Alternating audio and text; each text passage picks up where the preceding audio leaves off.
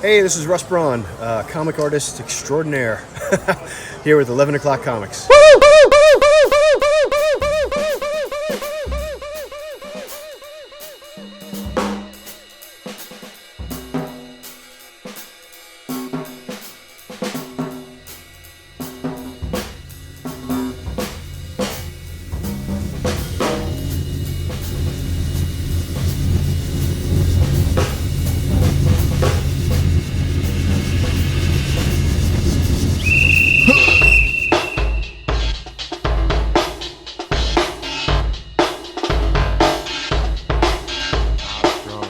Real strong.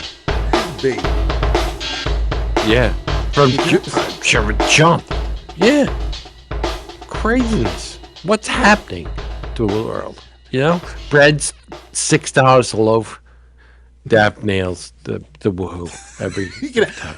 We can Bro, either going to BJ's, it's like every single thing you check out at BJ's is $9.99 or more expensive. Like it's crazy. Like there's nothing inexpensive anymore.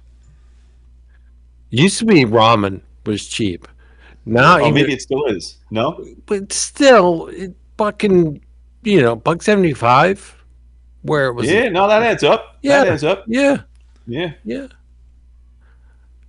We hope we add up because we are 11 O'Clock Comics. This is 1036. I'm Vince B. It is 10:36. You are Vince B, and I am David A. Price. That of course is true, and I am back from the dead because I'm Trigger Keaton. Oh. I should let you be, Trigger Keaton. Yeah, you should. I should, but I won't. Because you're Jason Wood, everybody. It again together, thanks to whom? GeekGraphicNovels.com. Cheap graphic novels. Yes, cheapgraphicnovels.com. Cheapgraphicnovels.com. Say no more. Oceans, trade paperback collections, omnibus editions, manga, DC's finest, Marvel Epic collections, art books, all that stuff. Everything with a squared off spine. Some stuff doesn't have a squared off spine, but everything they carry is discounted. Everything they carry is discounted more than what the retail price. Forget it. You're not going to pay that. You'll pay a lot less at cheapgraphicnovels.com. If it weren't enough already for the Nick and Dent sale, and we say it every time, but it bears repeating, neither Nick nor Dent.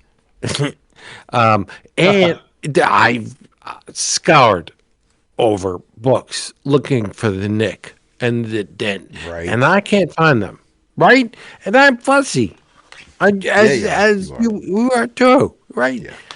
It's crazy. And the rotating special sales based on the season, there's specials as well. There are specials. Specials this week include DC Finest Dead Man. How many times can a guy die? Trade paperback for $23.99. This collects the most iconic early appearances of Dead Man, including stories from Strange Adventures numbers 205 through 216, Aquaman numbers 50 through 52, Justice League of America number 94, The Brave and the Bold numbers 79, 86, 104, 133, The Phantom Stranger number 33 and 39 through 41, World's Finest number 223 and 227, The Forever People number 9 and 10, Challengers of the Unknown number 74, and Superman number 183. These stories follow Boston Brand's journey from vengeful spirit to reluctant hero as he uncovers conspiracies, confronts cosmic forces, and crosses paths with DC's greatest icons. Featuring groundbreaking art by Neil Adams and others, this volume is a must-have for fans of supernatural superhero storytelling. Also, 5 Gears in Reverse, a criminal book hardcover for $17.49. In one of the wildest, most action-packed books that Brubaker and Phillips have ever done, we delve deep into the life of one of criminal's most complex and tragic characters, Ricky Lawless, as he tries to pay off a deep debt to a mobster while things just keep going from bad to worse. 5 Gears in Reverse will have longtime criminal fans cheering the return of Ricky Lawless, and new readers will find it a perfect jumping on point for the greatest crime comic series of the 21st century. And finally, Pink Monsters hardcover for $22.49. Pink Monsters is a moving and quiet coming-of-age story and the American comics debut of acclaimed German creator Klaus Daniel Ehrman. Frank is 14 in the midst of puberty and slowly but surely realizing that he is gay. Despite his shyness, he is popular at school because of his talent for drawing. All the cool boys want an original drawing of his monsters to hang in their rooms. Meanwhile, Frank's father is suffering from depression. His illness is so serious that Frank's mother gives up on traditional medicine and contacts an esoteric healer, Thea. The charismatic woman not only gives his parents new hope, but the emotionally insecure Frank also finds security in her secret knowledge. But when Thea blames Frank's drawings for his father's illness and later makes him feel guilty about his sexual orientation, Frank must jeopardize his relationship with his parents in order to truly become himself. Those are your specials from cheapgraphicnovels.com. Cheapgraphicnovels.com. What more do you need to know? Now, as we were going along, I was trying to listen to you. I was, but I heard a bleep. You heard someone come in? It was faint. Yes, I heard someone come in. Jason, who is with us? Yeah, indeed. We have a very special guest tonight. Well, we are all very excited because this is a gentleman that, first of all, we've wanted to have on the show for a long time. But I am not being hyperbolic when I say that I am fairly sure that we have discussed with great joy every single comic this gentleman has ever put his name to. I believe that to be the case. If not, like, it's got to be 99, 95% plus. He is both a writer and an artist, as is often the case these days with people who write and draw their own books. They also write books for other people. He has been on an absolute tear in the last few years in particular. He also has a penchant for a lot of the same nostalgic tropes that we all adore because we're all roughly the same age. He loves professional wrestling. He loves 80s and 90s action films. He has both a great sense of humor and an absolute love affair for horror. So he pretty much could be our fourth co-host if he wanted to be. Let's please welcome to the show the long overdue and much anticipated Mr. Kyle Starks. Hey, thanks, guys. Welcome. Great intro. Yeah. Does this position pay? Do we need to talk about this? Oh, absolutely. Yeah. I mean, Vince has already said Vince will give up half of his royalties for you to join. So Yeah, I will. I'm proud. Nothing from nothing leaves nothing. So All right. welcome. Seriously, it's great to have you. yep. Yeah, thanks for having me. Sorry I'm late. There's a lot of miscommunication. Someone else sent me an email when I was expecting your email, and they're like, "It's Arizona time," and I was like, "Oh, I'm not going to worry about it then." Anyway, I'm dumb. That was at 7, but I was like, I know it's Arizona time. That's Sunday, by the way. It's not even today. Oh my God. Okay. Oh, there you go. Yeah, that's not good. We got a lot going on. But And we we're got glad Heroes in a you're couple here. weeks too. So yes, we are. We absolutely are glad you're here. We have a lot to discuss. Thanks. Sorry I'm late. All good. That's Cool. all right. Well, you So could lie to us and tell us you were late because you were drawing David and my Heroes commissions. That's why you were late. Already. I don't know what they are, but they're already drawn. Oh, nice. Well, I'm the Nice. Power Man in Iron. I'm the Power Man in Iron Fist. So And I'm Superman Lobo. Yeah, those are Yeah. awesome. I'm neck deep in Heroes. I have to still them. But dude, people came out strong for Heroes Con. We love it. But it is a little overwhelming. I think I have. Well, here I can say. How many do I have for Heroes Con? 1, 2, 3, 4, 5, 6 singles. 7, 8 singles, and then doubles. I have 1, 2, 3, 4, 5, 6, 7, 8, 9, 10. So I have like 20 something commissions, right? nice. Wow, that's a lot. Yeah. Yeah. That's okay. That's a good Absolutely. amount of work. It's a lot. Should I be charging more? It's always the constant discussion. No, No, absolutely not. No, not no, at you're all. fine. You're perfect. Price is Yeah. perfect, Val. Price is the, absolutely perfect. I know. Well- I know. That's the thing. I'd rather have more. I'd rather be working too hard than not having any work at all. So There you go. I know this isn't your first Heroes. Do you find at Heroes do you get a lot of walk up commissions? Or are you mostly just signing and talking to fans? no, It's a lot. Generally, at Heroes, it's a lot of like sketchbooks Mm-hmm. where people have like themed sketchbooks usually. Okay. But I'll do commissions. It's definitely I do more pre-shows for Heroes than any other show. It's not Okay. even close. I always think like New York or whenever I do one of the bigger shows, I'm like, got to get ready for 10 pre-shows, and I get like 3. So that always makes me feel good.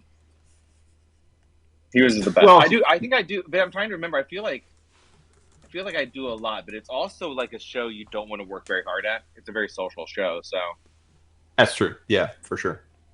For sure. So, all right, Kyle. So let's dive in the sense that, like I said, we've been fans of your work for a long time. I've read it and loved it.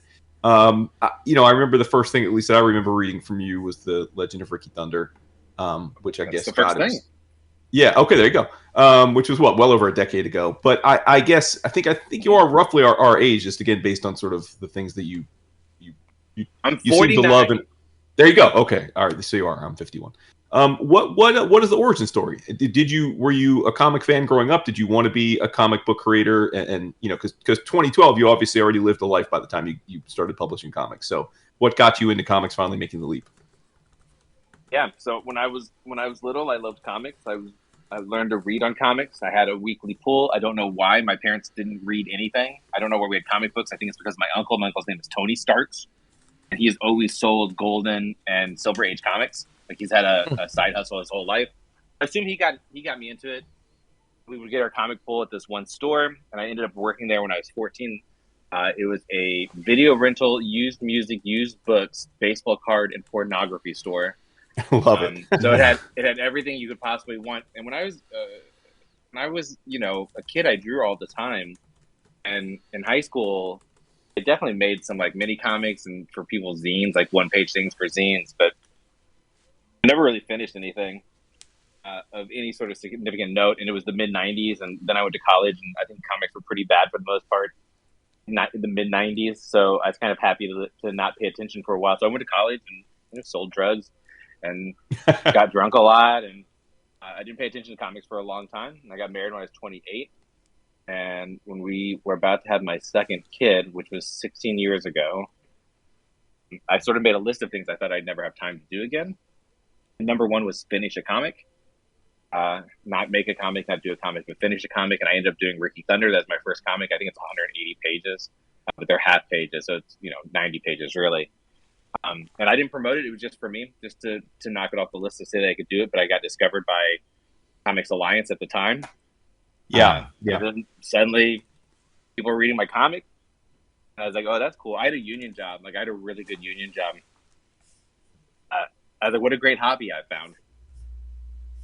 And people were like, oh, you should go to HeroesCon specifically. They're like, you should go to conventions. I was like, why?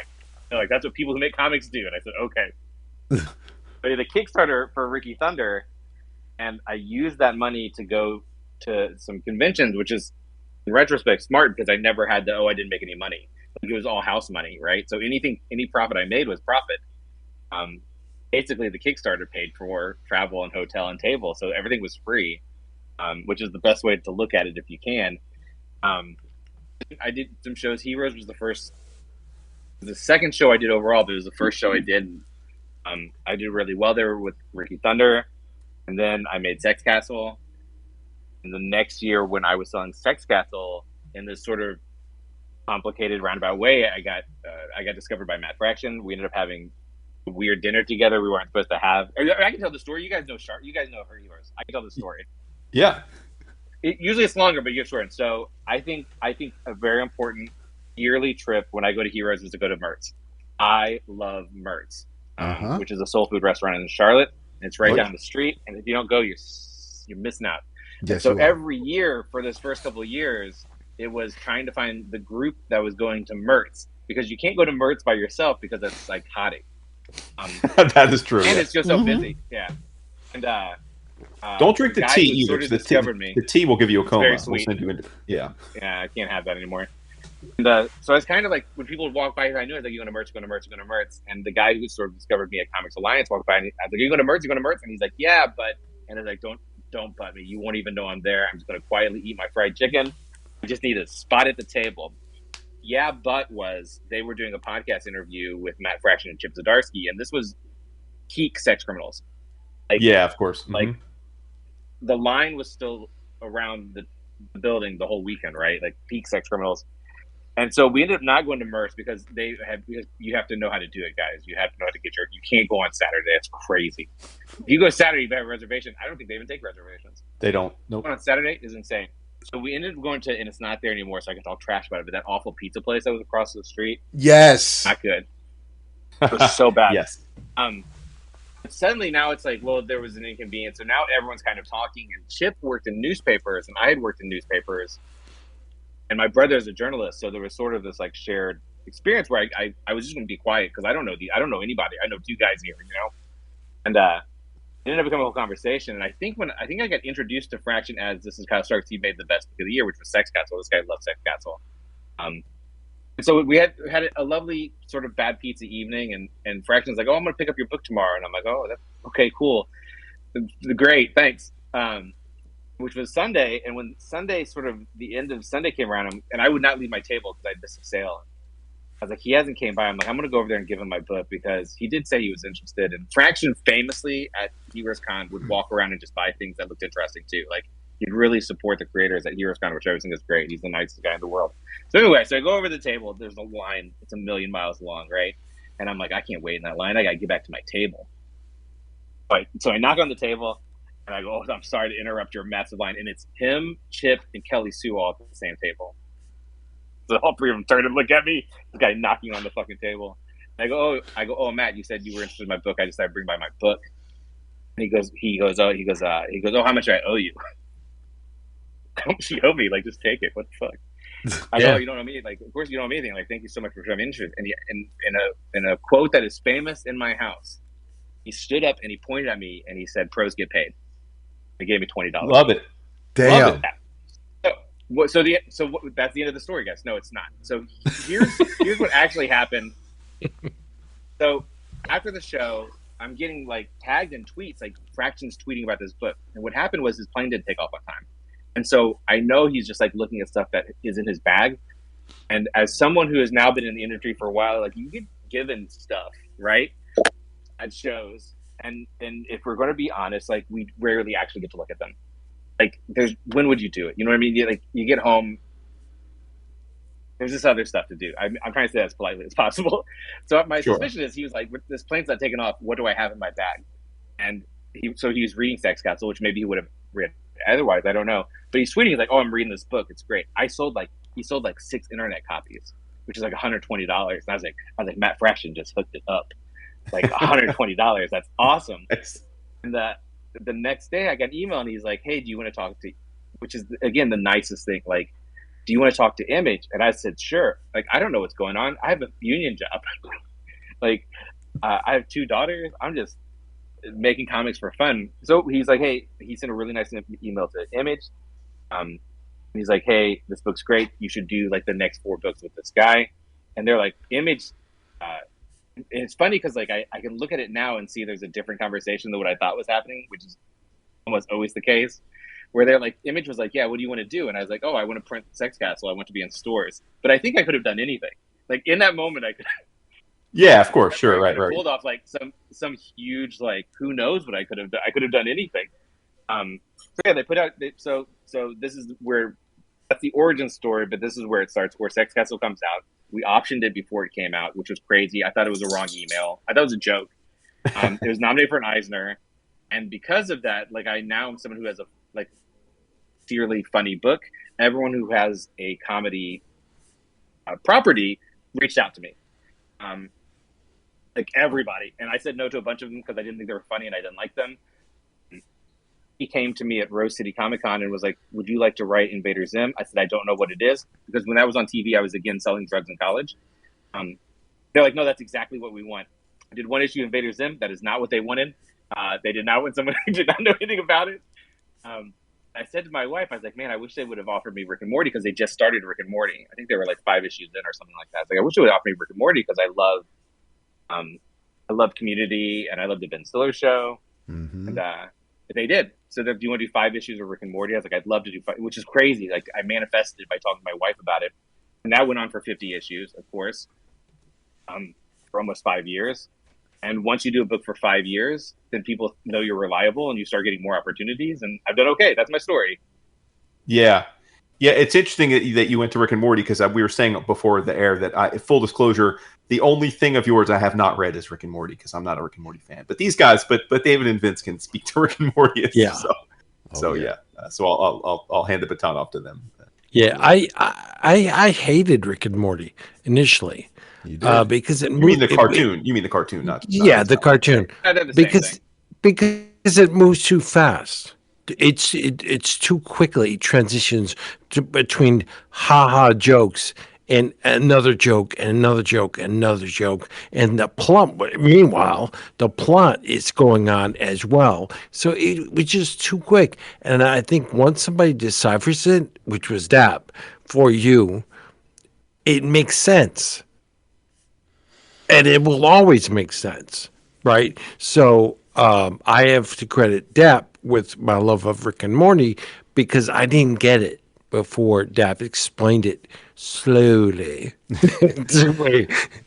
And I came to I didn't start it from the beginning. My wife and I only got into the cartoon because my barber at the time, she would make house calls and we would talk about TV shows, and that was one of the shows that she and her boyfriend at the time would always watch. And as soon as she kind of told us a little, because I mean, you watched any of the promos or the ads on Adult Swim, and obviously it looks like a Back to the Future kind of riff, and so I'm like I don't know what it's about, so let's try it.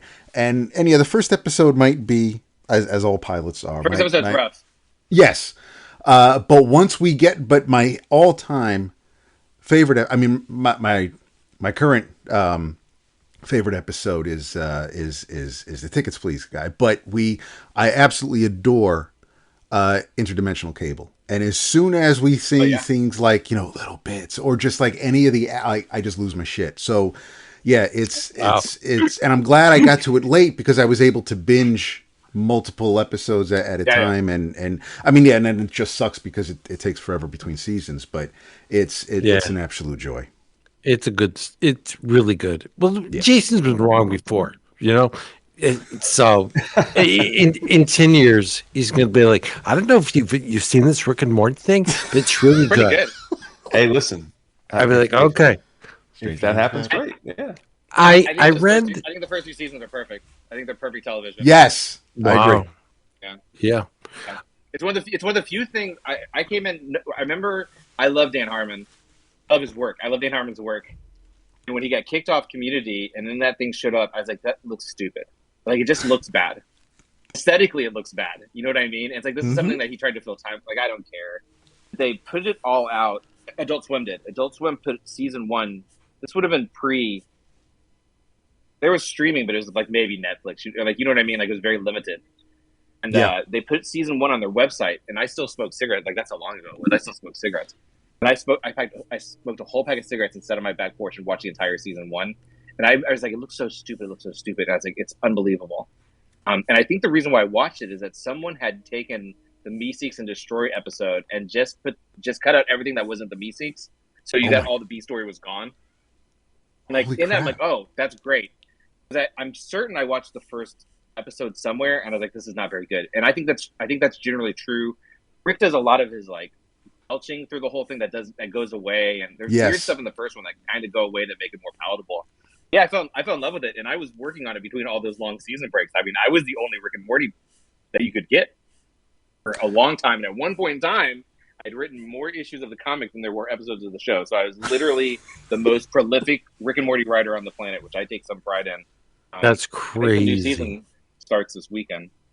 Hopefully it's good. It's been bad. It had a couple dogs in there, but we're getting back to it. Yeah. I can't disagree. I loved it.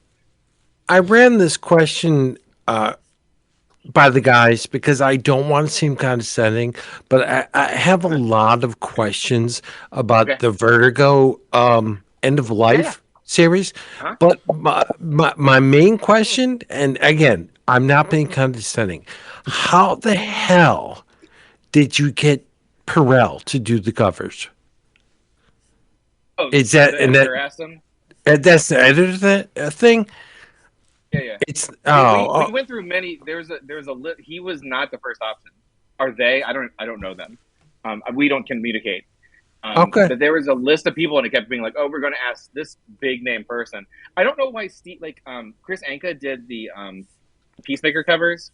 I don't know if Steve just doesn't like. I don't like doing covers, so like the case. I don't actually know why Steve doesn't do the covers, but he's never really shown any interest. He did do a cover for End of Life #1, which is just floating in the ether. Presumably will come around. It's so good. So I don't know why Steve doesn't do them, but because Steve doesn't do them, we like to get an artist that sort of feels right. So Chris Anka did Peacemaker, and for this one, it was we're going to ask. They kept sending me people, and I'm like, that one looks good. Like I don't know, like I don't know. I'm glad you like them. I'm glad you. They like look. them. I think the covers. Okay. Well, the whole book is fabulous, but the covers are incredibly well done, and as it, like I said, as is the book.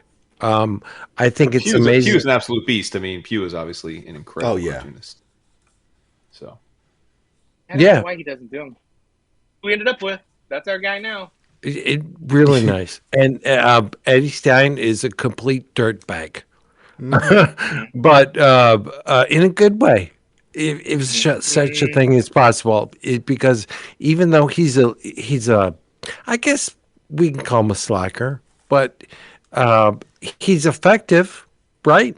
He's dumb as a stump, but he seems to do the right thing even without trying. He is not trying to do the right thing. That is for sure. Yeah. Kyle, so I have a question. I mean, I've always wondered this. So you're well into your career now. Obviously, you're prolific. You've got things that there's always multiple projects either in the hopper or being solicited or whatever. It's a great position to be, I'm sure. But what now that you've kind of settled in and this is your career, what is the process for deciding what to do and when? Like, and what I mean by that is you do still write and draw your own work when you have the time. So how do you like as you're structuring your months, your year, like do you have like a spreadsheet? Do you map it out? Like do you just talk it through with your wife? Like how much you can take on? Is it like what you're being offered versus what's exciting you? Like how does that all work? I want to be like it's complicated, but it only feels complicated because it's none of those things that you said. Like those feel like a very organized way to do it.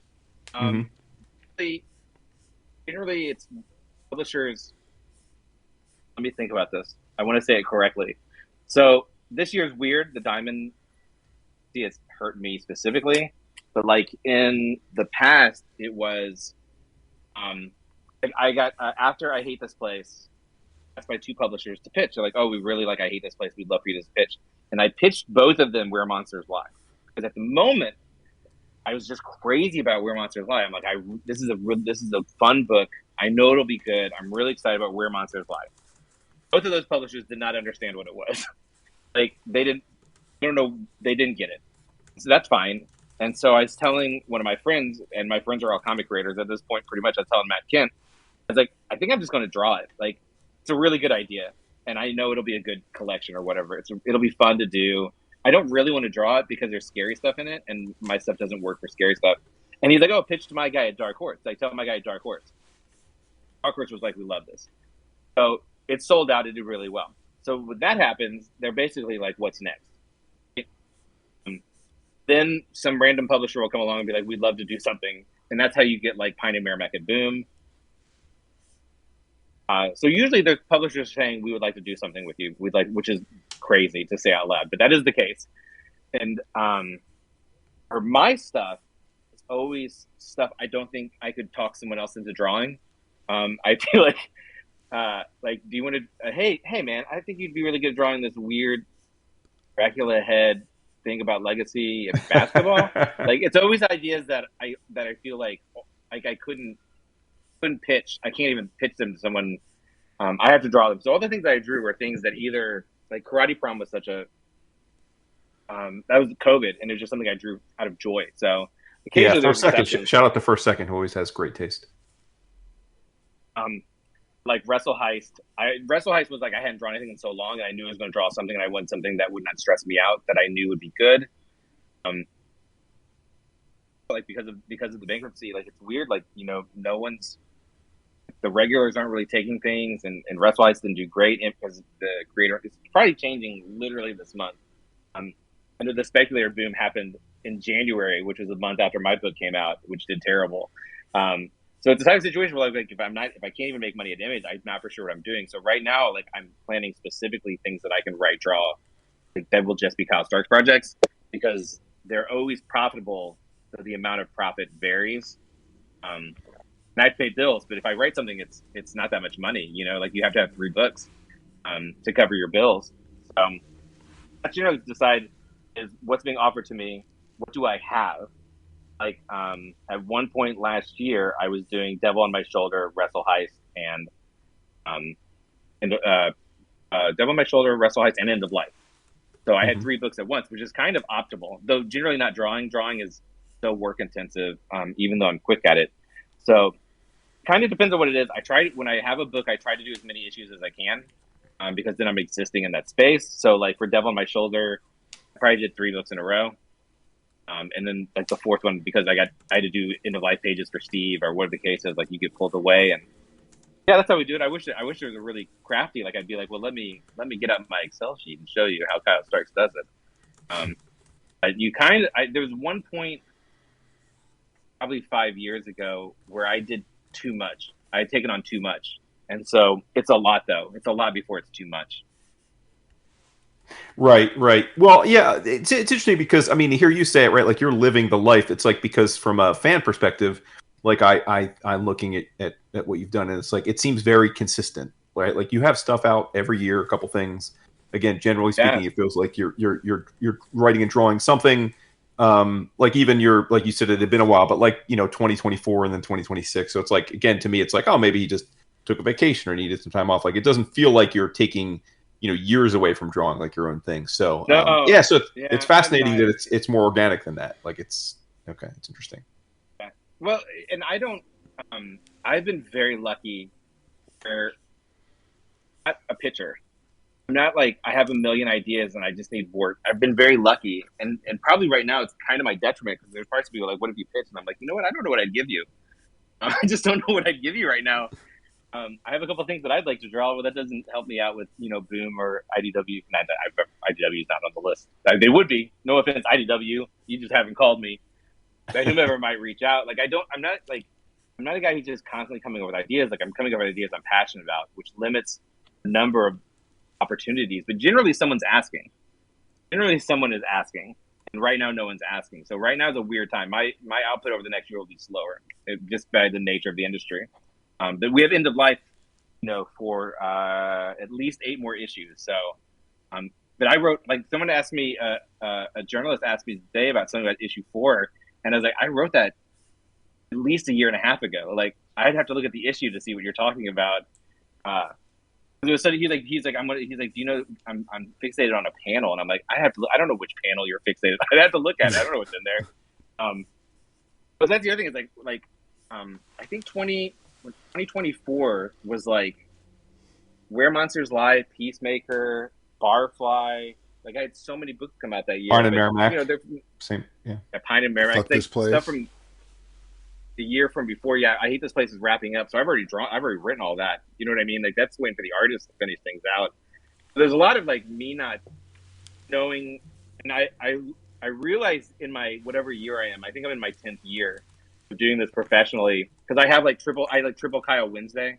I had 3 books come out on a Wednesday, and I was like, that's so cool, right? Like that's so cool. But 10 year in, Kyle goes, well, that means like if 3 absolute books came out, then you're not selling all 3 of those books that day. Like now I know it's not cool. Like it's probably a mistake. I should have been smarter about the schedule and paid attention, but I never have.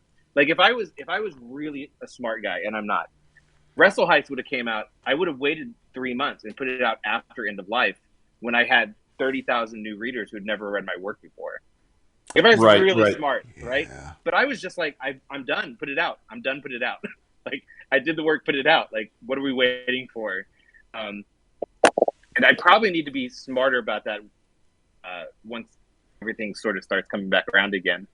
But yeah, I'm not into pitching, so it's always kind of waiting for opportunities. Not waiting for opportunities, generally I'm working with a publisher who likes my work. It's been Dark Horse for quite a long time. Image is always very good to me if I have something for them. So I'm very lucky. Right now, DC, like we're DC. Give me some work, DC. What are we doing? Where's my Booster Gold book? What are we doing? Yes.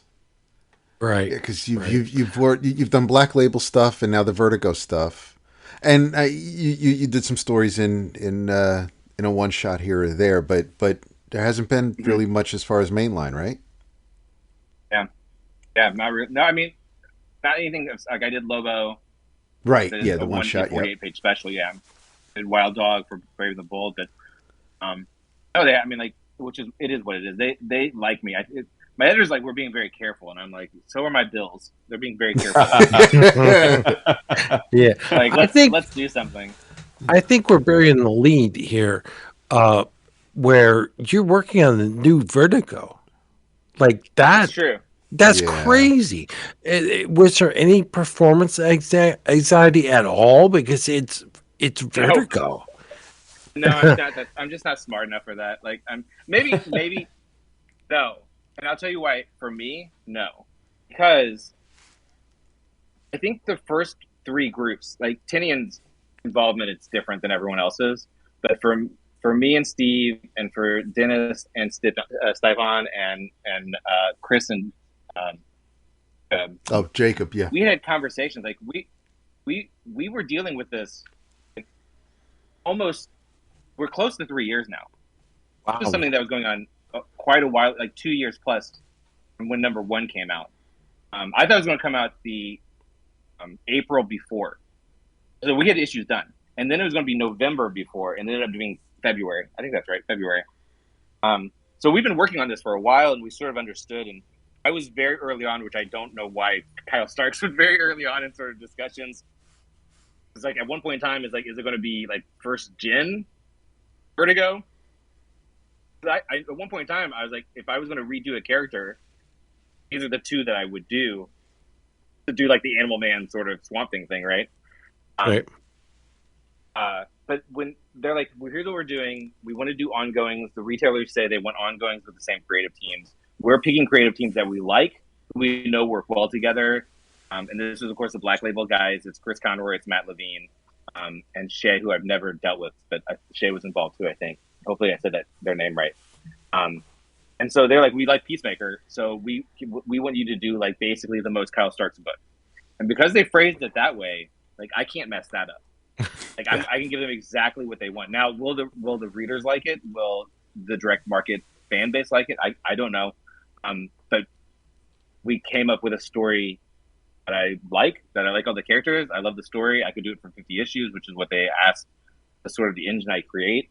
There wasn't for me, and there is like Lobo was the first book where I was like, holy shit, like 13-year-old me would be like, this is really cool. And I'd already written Thanos, like I'd done Marvel and DC stuff. It just didn't. It was like, oh, I should be like, this is really cool, rather than like I'm just trying to craft stories and do the work, which is how I feel about it. So I've never had nerves or anxiety about it because I know the book's good, and Steve is the best. Like Steve takes all my stuff and amps it in such a way that it's perfect. His expressions are so good. His character design is so good. So I never was sweating that, but I will tell you that for many months leading up, every time I saw Chris Conroy, which wasn't often, I'd be like, do we think maybe we should have someone with a big name like in this first rollout? Is Ram V busy? Like, what is Snyder can't do a Vertigo book? Because I just can't. I couldn't imagine that the retailers who asked for this are like, at the time, basically like three sort of. I mean, if we're being generous, like AAA players. Now, Dennis, when we started, Dennis had one book, the 20th Century Men. Right. Yeah. Dennis I mean, a lot of people's Writer of the Year last year. He had a hell of a year. So yeah. Yes. Yeah. So in the time that we started, in the four books were decided, Dennis went from less known than me and Chris Condon to being, the Uberkind of the comics universe, which is great. Sure. And all tides rise. But I was like, man, it just feels like a mistake. And I still think when the summer, when all the big Tom Taylor's book, when people are going to be very excited about Vertigo, it'll be too late for me probably. I was like, I couldn't understand it. Like, why would we not have like Tinian's there, but it's in issue 7. Like that book I think is going to go down. I think Nice House series will go down in history when it's done as one of the best series of all time. But it's like it's a book 7. It's in issue 7. The retailers aren't going to get excited about an issue 7. So that was my nerves. My nerves is like that we and me specifically would ruin Vertigo. But I never had anxiety about doing it. There's no anxiety about doing it. Just because they asked me to do the thing that I do well. So Yeah, I think the book is a lot of fun, if that matters. I think it does matter. Thanks. yeah, and life is wonderful. Why? We bitched and moaned about Diamond for various reasons, but now that they're gone, it's incredibly difficult to find new things. The Lunar catalog is too big. Yeah. Marvel. It's like it's too big because the way they format it, right? They basically pull lots of other catalogs together in a big PDF, and it's frustrating. Right. It's crazy where the previews would come out, and we'd have everything right there in front of us to peruse. I think, we're gonna be sad for a while because previews was the stuff. It was great, but what do you do as a writer to rise above the difficulty? Do you take? You're asking the wrong guy. Yeah, I have no idea. I mean, my policy has been to try to make entertaining books that are slightly different than everything else, which I think I've succeeded. But like, it's not great. Though I will say I think the absolute line is so good for comics, and once those guys start to step away from absolute, which they will inevitably, it'll be nothing but amazing for the industry. But like Diamond, like there's so many publishers that got hit so hard by it. They're not putting money out. Like they don't have it. Right. So I whenever I talk to my peers, it's always like I wish I knew like Tony Fleek's secrets. You know, I don't know. Well, full disclosure, Kyle. Tony is our we call him our fourth chair. He's a good friend and he's on the show quite often. So we can always have him share his secrets with you. I don't think he has any secrets. He does. So his secrets are to tell stories with pets. That seems to have worked really well for him. So. Maybe. See, you say that, but like his engagement with retailers is higher than most. I think Matt Rosenberg also like I know what Matt Rosenberg's secret is that he does thousands of dollars of promotion for each of his new books. Well, it's nice that he can afford to do thousands of dollars for promotion for his new books. But Fleeks is so good about engaging real. He goes as you may know, he goes to Comics Pro every year, and he pretty much never. We always joke with him because we'll be like, "Hey, can you come on the show this week and sit in with us?" And a lot of times he'll say yes, but others was like, "No, I'm going to be in Topeka for a signing," and we're like, "Topeka?" And he's like, "Yeah," and then I'm in Anchorage, and we're like, "Do you ever say no?" And he's like, "No, I don't," because that's a retailer. Point, like, the retailers sell the book. I mean, when it comes down to it's funny because this is a conversation. I've been trying so hard, but it's so challenging to do. He did all those covers, all those variant covers for Stray Dogs, like all of them, like hundreds of satirical covers, which is smart because he did them cheap. But then you're in good with the retailers, and like that's a lot of it is. At what point do you do a book that people start to notice? And I've done very well. Again, I've been doing this 10 years. I'm very lucky. I have a very good fan base. But like, people don't know who I am. Like, if we were talking, like, generally speaking, you know what I mean? Like, I'm not a known commodity. I'm becoming more of a known commodity. It's like, how do you do it? I don't know. I wish I knew. Like, I'm trying so hard. And what I've learned 10 years in, it's not just make a good book. Because I feel like I've done that. I say humbly, I say objectively. I feel like I've made more than one really good book. And it's like, that's not it, that's life. It's like, how do you get people to pay attention? I have no idea. I'm trying very hard. I think the answer is retailers. I never say no to a podcast because there's no promotion in comics, right? Promotion in comics is me talking about it on social media, which by the way, social media is screwed right now, right? It's just useless right now. Yeah. And whenever I talk on social media, I'm talking to the people who already follow me on social media. Yeah. So it's like, how many more sales are I'm getting? Like, no, you're totally right about that. Yep. retailers are critical. I'll do any podcast within reason. But whenever I almost never say no to a podcast unless I'm busy, because you know You're what? making us feel special right now, Kyle. Hooray! Well, the thing is, like, even like I did a podcast the other day, and one of my peers, like, I was like, oh, they have like 21 viewers on YouTube or whatever. You're like 21. You know what I mean? Like, it's a really low number. And they're like, why would you do that? I'm like, well, if 2 people buy one of my books, I think that they'll tell 2 more people about it. Like, I believe in the quality of the work, and I think if the work is good, like, it's on Hoopla. You guys can read it for free. Go read it for free. I think if I did a good job, you want to support me somehow, and I think I do a good job. But you know, the question is like, how do you get people to pay attention?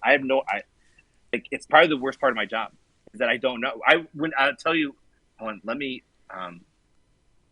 meeting with a very important marketing person in comics for a new project that this is maybe theoretical, so I don't want anyone to try to figure out who I'm talking about. Don't do it. And like the first thing they said was like, so how do you think we should promote this? And I said, I went to college for painting. Like, I don't know anything about marketing. I don't know anything about public relations. I don't know anything about advertising. Why are you asking me? Like, you're the head of marketing for one of the biggest companies in the industry I'm in. Like, you should be telling me how we're going to promote this. Right. And like, that's comics. Like, even the people who should know. And I tell every publisher I've worked with, I say, I'll do anything you ask me to do if it doesn't cost me money or humiliate me. And I have a very high threshold for what will humiliate me. And they don't do anything. It's just like, it's very frustrating. You tell me how to do better. You tell me how to do it. Well, I mean, it's interesting, right? Like, especially because you mentioned Tony. So, just a quick like little backstory there. Like, we've known Tony for a long time. In fact, we've been doing this podcast for oh my God, kill me now, 18 years. So for a long time we had a message board that's long gone because message boards kind of went the way of the dodo. But back in the message board days, Tony was a member of the message board, just sort of popping in, and he just popped in one day and said, "Hey, y'all, like, I need to pay my rent. Like, I'm going to do like $20 commissions for people." And we didn't really know him that well at the time, but we're like, "Oh, cool." And he got deluged. Like, he got hundreds of people on our forum that said, "Oh," like, and it paid his rent. And so then we met him at C2E2 that year, and we kind of laughed about the story. He's like, "Oh, you guys paid my rent for a few months, appreciate it." And then we became friends. And to your point, like, it's just kind of amazing because I'm sure in his worldview, it's been a long a journey from that point to where he is now. But from my view, it's like, oh, Tony's like he's been our friend forever, and now he's this household name, and it just kind of like happened. But it took 15 years, right? And it was lots of things that didn't work, things that did work, and then that one thing sort of clicked, which was Stray Dogs. And then one thing I have to say about you is like you're very sort of self-effacing and candid, which I appreciate. Again, we're huge fans of your work. I always say this when we talk about comics is that I think the hardest genre to be consistently good at is comedy. Because from my perspective, comedy is the most subjective. Like, there are when you're talking about your addressable market, comedy stories, cartoons, movies, film, comics are the hardest to do because inherently there's a much wider range of sense of humors. Like, people aren't going to find, like, you may find something hilarious, as my wife often points out. Like, I find myself much funnier than she does. But like a lot of people, even if what you think, okay. Even if there's just a lot of people aren't just going to find something funny that you might find funny. And I wonder if you think about that, like, because so much of your work, and frankly, my favorite of your work is comedic. And so I guess the point is I very much vibe with your sense of humor, ergo I love your stuff. But I guess it's fair to say that other people may just be like, oh, I don't find that funny, right? So that's kind of a strange sort of dichotomy because you write what you know, you write what you're comfortable. But I wonder if that's a part of the equation. I mean, comedy is a bad word in the direct market. Like, it does not sell well. That's a real thing. And part of that, I think, is because Marvel and DC would always be like, here's our hilarious new series. And it's like terrible. The number of false goods. And, but look, like every Chip's hilarious. The Chip's doing great. Ryan Brown and Charles Soule. Well, Charles Soule's not funny, but Ryan Brown's hilarious.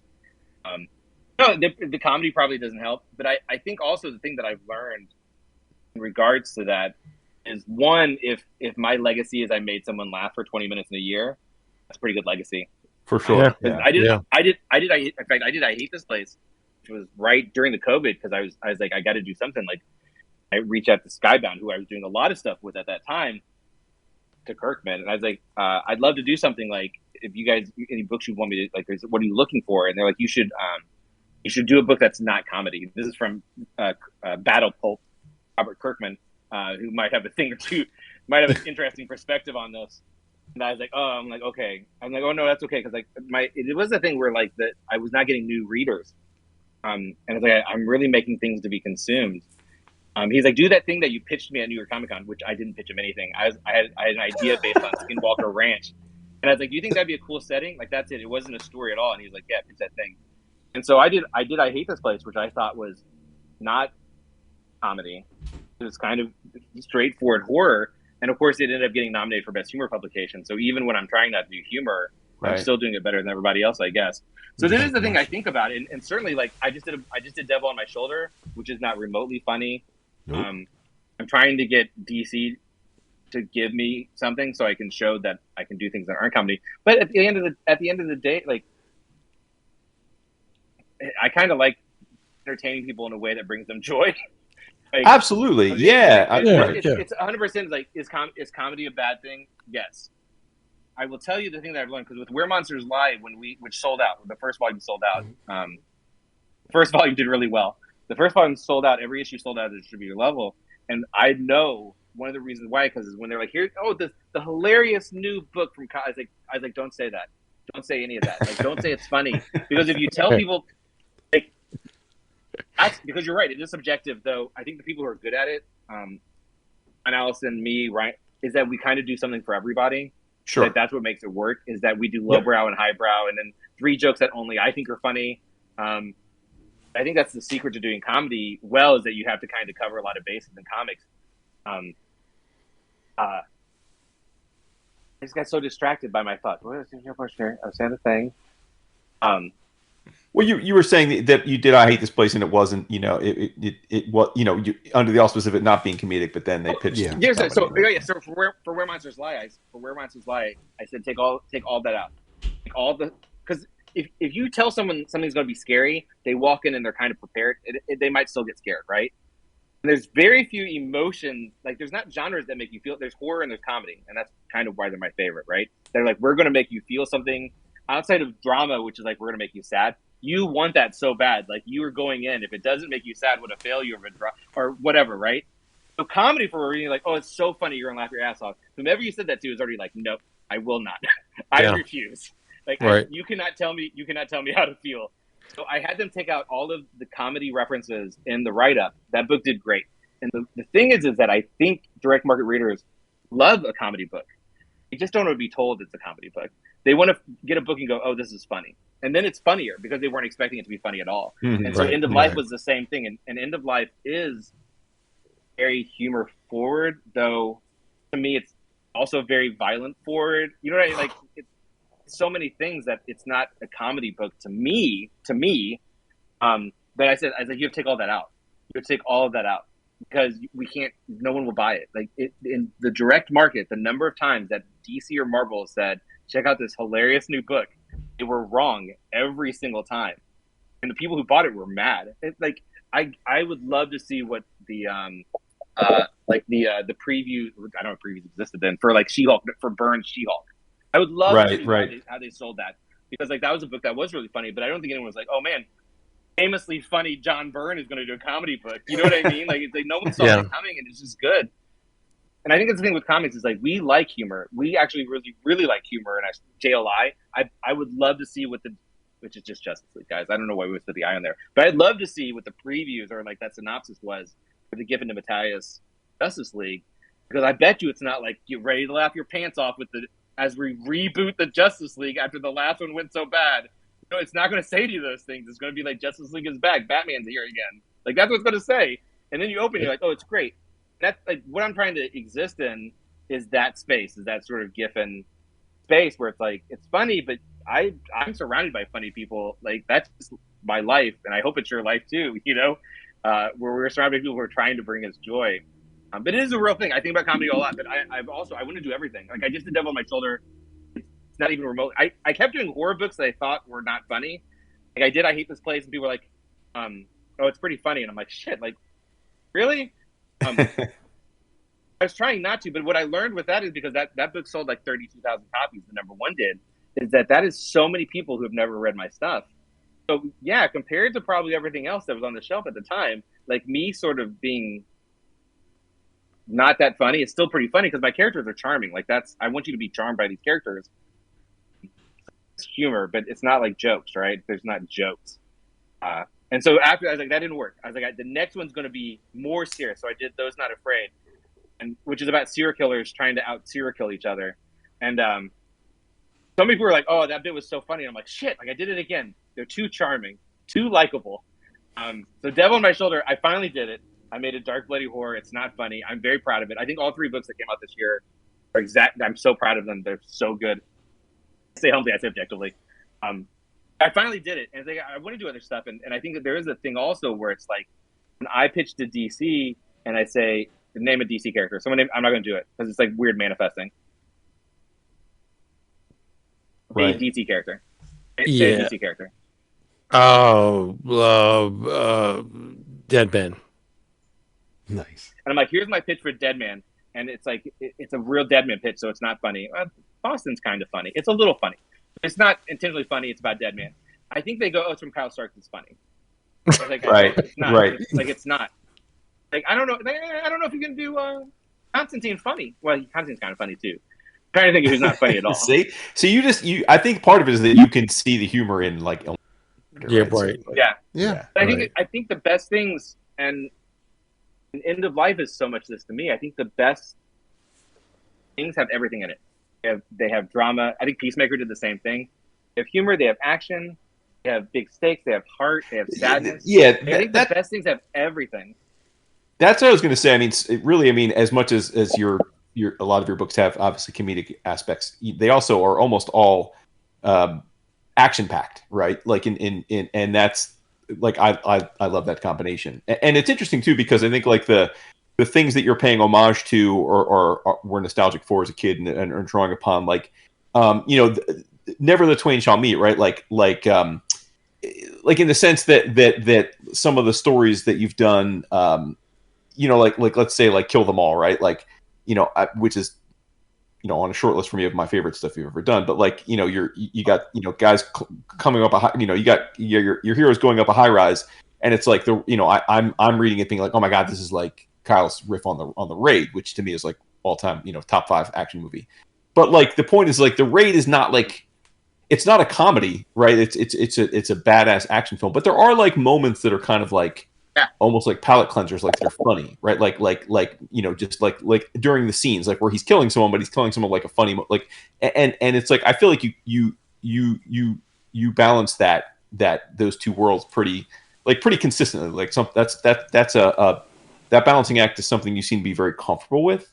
But like to your point, I mean, Pine and Merrimack, I wouldn't say was like comedic, right? Like that was very much like an on the nose, like loving couple noir detective, that was action packed for sure. But like, so yeah, like it's interesting. Like I can understand why you want to do other things and have people know you for that. But I guess selfishly, I don't think this will ever happen. I don't want you to ever abandon like part of your repertoire being comedic stuff because like you make me laugh. And to be fair, like, so people that have listened to the show for a long time think of me as a Deadpool guy because like in our early years I used to talk about how much I love Deadpool, but I often cringe at that now because if I'm being honest, I've hated a lot more Deadpool comics than I've liked in my reading history, and it gets exactly back to what we've been talking about, which is that like for me the Joe Kelly Deadpool made me laugh. Like I thought it was funny, like genuinely funny, and I thought like, oh, that's an interesting character. In the 15-20 years since Joe Kelly did that version of Deadpool, 100 other writers have attempted to do Joe Kelly Deadpool, and like to me it always rings flat or false. It doesn't make me laugh. I think it's like either it's just not quite the same. And like that's a very fine line, right? Like that is a tough ask of a writer to be like, well, I don't want you to be Joe Kelly, but I want you to make me laugh like Joe Kelly, but I don't want you to feel like, I don't want to feel like you're trying to be Joe Kelly. That is a hard ask. And so I think you probably get more grace from your creator-owned stuff, right? Where there's no sort of like expectation of what the character is quote unquote supposed to be, right? So But then again, you did it well with Peacemaker. I mean, Peacemaker I thought was awesome, and it was, I'm sure people were drawing parallels fairly or unfairly to the Cena depiction, right? Like that's obviously they should be drawing parallels to that. Yeah. That's what we tried to give them, right? Yeah. It was apparent. I think like when I did Lobo, like the goal is to give people Giffen Lobo. You know what I mean? Yeah. Why have I never been offered Deadpool? Yeah, I don't know either. That's a question. No, at this point, it's a hard no, guys. At this point, it's a no. You waited too long. They messed up. But I do think like the thing is with Big Two specifically, and Deadpool specifically a humor character that has existed in that space almost the entire time it's existed, right?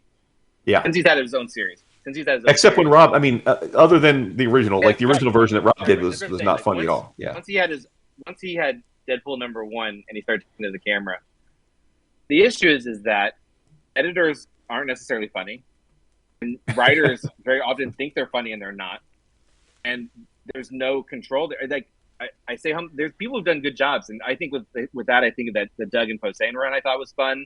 I think Christopher Hastings is great. I think Christopher Hastings is hilarious. Dr. McNinja is a great class. Is one of the all-time best comedy series. It's like then you get name anyone doing it. You know what I mean? Like Cullen Bunn for sure did a run on Deadpool, right? And I like Cullen. I consider him a friend, but it's not going to be funny. It's not going to be funny. And I think that's the thing is you put him on there and it's like, oh, the funny book's not funny. Ryan Chip on Howard the Duck, Ryan North on Unbeatable Squirrel Girl. Like you just have to find the right people, and the number of people who can do it going, it's just it's hard. Evan Dorkin has been funny. He's never not been funny. But like there's not a lot of Evan Dorkins in the industry, and a lot of it is because it's hard to make money in it for sure. I mean, part of it is like there's just no. But like I said, if that bums me out. I hear what you're saying. I literally did. I hate this place because someone's like, if you want your, and that's true. It's 100% true. There's certain things that are true. You have to be doing serious work. I'm doing air quotes, but you guys can see. One, you have to do a run at Marvel or DC. You need to do a year's worth of work, like at least a year's worth of work. And I thought that was going to be Peacemaker. I thought Peacemaker was going to be the book that legitimized me, but it came out in between seasons. I think a lot of people thought maybe it was like the show again. I don't know what people thought, but people didn't just pick it up the way that I thought they would because I loved it. I loved that show. I thought it was fun. I would like more of that show, so I made it. It wasn't that. So at this point, it's like, well, I need and it's not end of life because it's Vertigo. You need to have a run at Marvel or DC to legitimize you. And the number of people who have had big successes and haven't done that is very small. Tony's one of them, though he's now doing Deathstroke, right? He is, yeah. Scotty certainly fits that category. I mean, Scotty did every cover. He did New Warriors. Like he's done all that. Like he is more Marvel or DC than anything else. So his Marvel DC run, which was variant covers before variant covers, begat I Hate Fairyland, right? Yeah, Fairyland did so well because he had nothing before then. There's this whole thing, dude. Scotty didn't do a series, but he did do every cover for every book for like 5 years.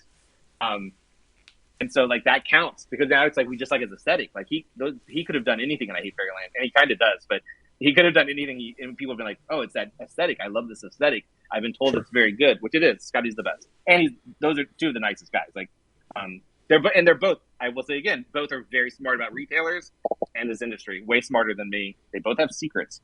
I'm telling you, two of the very best. Two of the very best in terms of handling their business for sure. Yeah. Scotty has come a long way because if you go back and listen to Scotty way long ago, like early Scotty, he was on Around Comics, and he would trash talk everybody. Yeah, he learned. It's like he grew up. You can't do that. Yeah, right. Yeah, no, you can't do it. You can't do it. As you guys know, there's a short list of people I would consider the best instinctive business minds in comics, and Scotty's on that short list. He made a decision very shortly after what Vince was just referring that time to completely change the way he approached the industry, and it has served him very, very well. So he's a smart guy. I'll tell you this in terms of smart guys too, compared to me. I met him at a show in Kentucky. Let's say 8 years ago, probably less than that, or probably more than that. And he's selling so many prints. Like he was selling prints left and right. We really made friends with his assistant, which is neither here nor there. But I was like, what do you think the secret is to? I can't sell them, man. And he's like, oh, what are you selling? I was like, oh, I have like a Garth Marenghi Dark Place print. and I have like all these things I like. You know what I mean? That no one knows what they are. And he goes, "What's wrong with you, stupid? Like, make a Spider-Man print." And you know, he's right.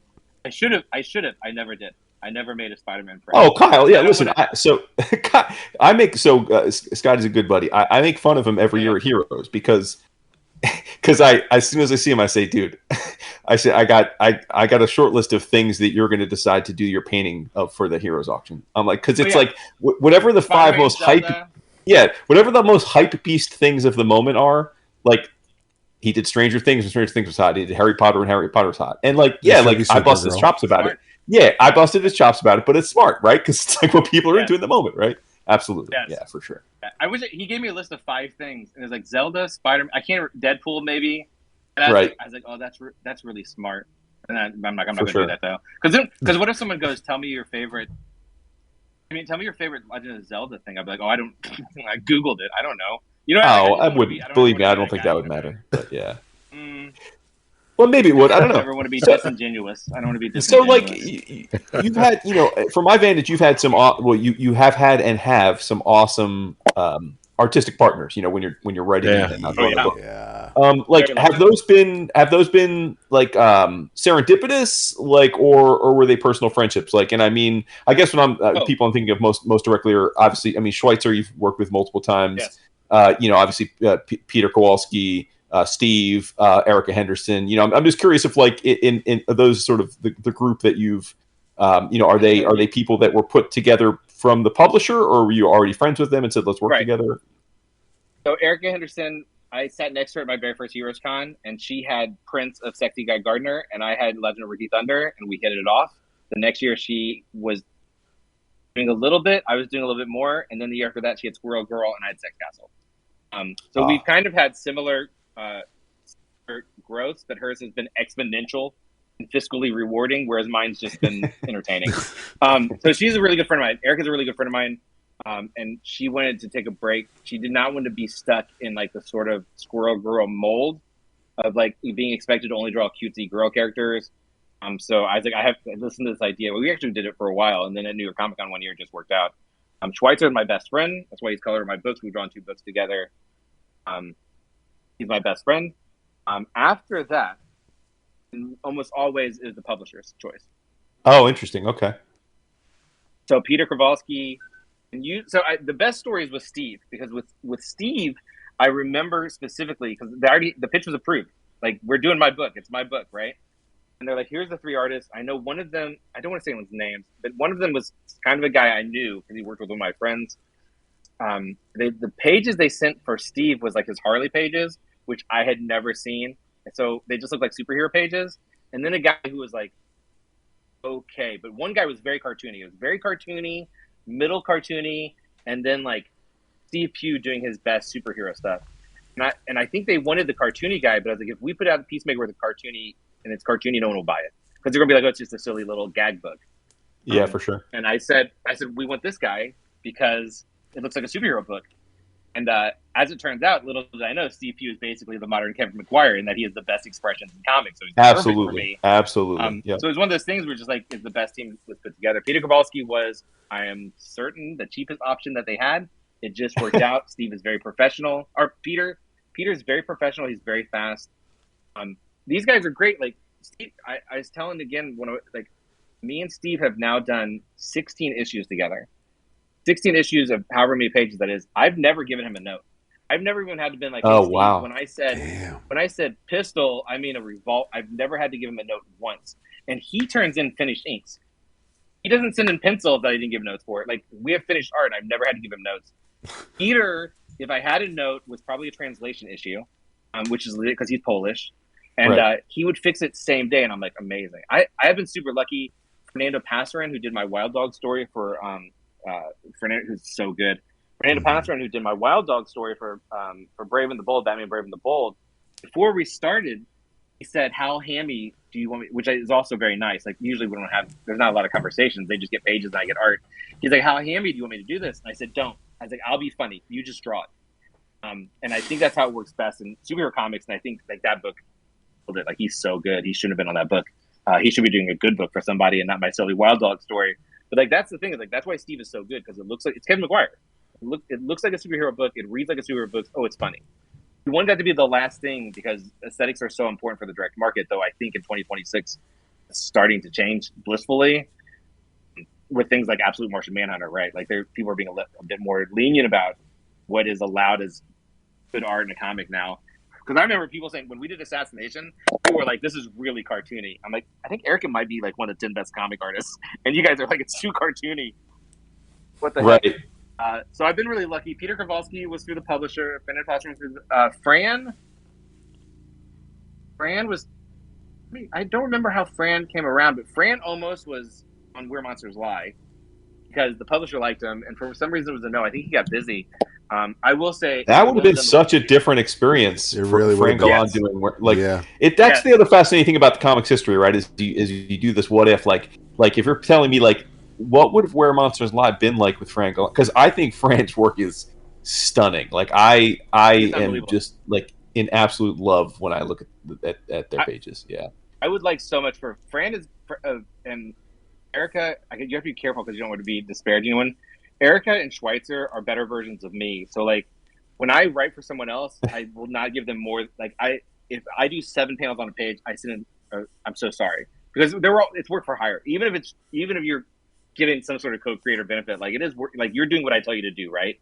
I try not to give people too much work. And Erica and Schweitzer would both be like, "Oh, I'm going to add 2 panels on this page." I'm like, "Well, yeah, of course you are. Like that, of course you are, but I wouldn't tell you to do that. Like that's just the sign of a good artist." Steve never adds anything. Steve just does what you're told, and it's great. But like, Fran would never change anything. But the way that he would do layouts, and it's just clearly working with an artist. You know what I mean? Like clearly working with someone who's seeing all this stuff in a slightly different way. The way that Linnea and Parker look at each other in those books, like you can tell these people love each other, and that's hard. That kind of emoting is hard. I've said, if I could do a book a year, like Brubaker Phillips with Fran Gallant, that would be great. I bet. The industry hasn't caught up. Like we've said this over and over. We tried to find people. I think Fran's a little expensive because it can be very painterly. He's the guy who I would work with. I'd work with any of these guys. I work with Steve Pugh for the rest of my life. If I'm only doing Steve Pugh books at DC, that's fine. He's so good. He does exactly. It's perfect for my books. And he gets me. That's why I never give him notes. Like he knows what it's supposed to be, right? Like he's such a professional. But I haven't there's only a couple of people I would speak poorly of, and only privately, and I wouldn't even have that much bad to say. Just a couple I probably wouldn't work with again. But like I've never had a bad experience. I've never had the artist drew their own. They didn't draw the script or whatever. I would lose my mind. Like I would lose. Like it would be hell on earth for everyone involved because like we all only have one job. I write a story. You draw the story. If you have issues with the script, you don't draw whatever the fuck you want. Like, sorry, you know what I mean? Like, we're all professionals here. Like, we would then have a conversation. I've never had, knock on wood, I've never had any of those really, really bad situations. I've been very lucky, and they've all been very good. Like, I can't think of anything. The guy who drew Jesus, what's Jesus' last name? Who drew Marvel? Erebos, yeah. Erebos, right? I think it should have been on that book. Like, he draws way too good to be drawn the Pet Avengers book. He's so good. We were trying to pitch another. It's interesting so bad. Like, me and him, as he's coming off Creature Commandos, are trying to pitch stuff, and people are like, I don't know. I'm like, okay. And that's cool. No money. That's all right. Yeah, I've been very lucky. I mean, no dogs. No dogs so far. I'd love to work with someone like, someone's like, oh, that artist. And I'm like, oh, yeah, that matters. It was Gail Simone was talking about Secret Six. How she was saying, one, like, that's like, I think everyone who writes wants to do basically a Secret Six, right? Like, that's the guys we want to play with. We want to play with the mid-tier guys because we can do whatever we want. I know a lot of people are like, I want to write Batman. It's like, I don't want to write Batman. I want to write, Guy Gardner. I want to write the worst. I want to write D-Man for 20 issues. And she was saying how the book never sold really well, but she thinks it did so well because they had really great artists on it. And it's like, oh, that's really interesting, right? Like, it was never how good the stories are. It's like the reason why it stuck is because of the artists. So it's one of the things like I would love to work with. It's like, oh, here's Kyle Starks' Frank Quietly book. Can you guys imagine? like a name, like a brand name artist, I wouldn't even know what to do. I wouldn't even know what to do. I mean, yeah, listen, it is a visual medium, right? So ultimately, we're going to remember the visual above all else, I think. I mean, with some exceptions, but I mean, generally speaking, I mean, it's sort of make or break. But it's also, like it's interesting that Erica and Chris are your personal friends because, like, as I look through your career and your bibliography, like, I think that the books that they've done with you, I could see you drawing yourself. Like, obviously, they have different cartooning styles than yours. I'm not suggesting that, but because of like your aesthetic, like I could see you drawing those books that they drew and them being like great. Like I like and there is like some like you all are of the same cartooning family and just like the way you approach the process. We're very similar. Yeah, exactly. Yeah, we all have very similar opinions on how things should be done, and they're way better than I am, and they're way smarter about it, about speaking about like composition and stuff like that. Yeah, and we all have the same sort of the things that are important for a page, like the things that have to be there, which is like clarity, number one, right, and movement in a certain way. We all agree on, and so that's why I was like, of course they're adding a panel because I would do 12 panels on this page. Like if it's a Kyle Starks comic, I think I average 8 panels a page, and like I would never give someone 8 panels. Like it would have to be like an emergency. I'd be like, I'm so sorry, and they would be like, dude, you've never given me more than 6 panels. They'd be stoked because they're definitely doing 12 panels for somebody. But yeah, that's why I knew they were going to do the right thing. But we're also the type like to make this work. Like this panel should be 2 panels. A lot of people won't do that. They wouldn't bother. Right. So you mentioned that the first volume of Where Monsters Lie crushed it and all that, and then obviously you were very, I think, forthright with the Kickstarter for the the final for Dead End, which I just received. Actually, I'm pretty sure I just received it. I haven't had a chance to read it yet. But so walk us through that. I guess is that because you kind of started earlier saying that like it's in a weird time. Like you've got a lot of experience even back from your earliest days of doing Kickstarter, and Kickstarter's obviously come a long way since then. Is that an avenue that you are open to and or going to actively pursue to this, at least when it comes to stuff that like you want to get out that's your own in this new landscape? Yeah, I mean probably. Right now outside of End of Life, the only future income I have will be Kickstarter based, and that's just because Wrestle Heist didn't do as well. Wrestle Heist did terrible. Wrestle Heist did really bad, guys. I think the trade will do great. I think it's a really good comic. It was under ordered. Number 1 sold out, so people couldn't even get a number 1 if they were interested in it. You know what I mean? Like, so there's all these little variables. I think the trade will do very well. I believe in that. I really do because I think it's a good story, and I think it's the type of thing that people handle for a gift. Pre-orders Monday. I think stores are going to under order on it. That's my concern because they under ordered on the book itself. There's a lot of variables for that. Again, that's not the point. So, but it is kind of related to Where Monsters Lie because for the first Where Monsters Lie is like it was something I was at that point I was ready to draw into a Kickstarter for. Right, I was like, or maybe try Image, but I was probably just going to do a Kickstarter because it's always worked for me.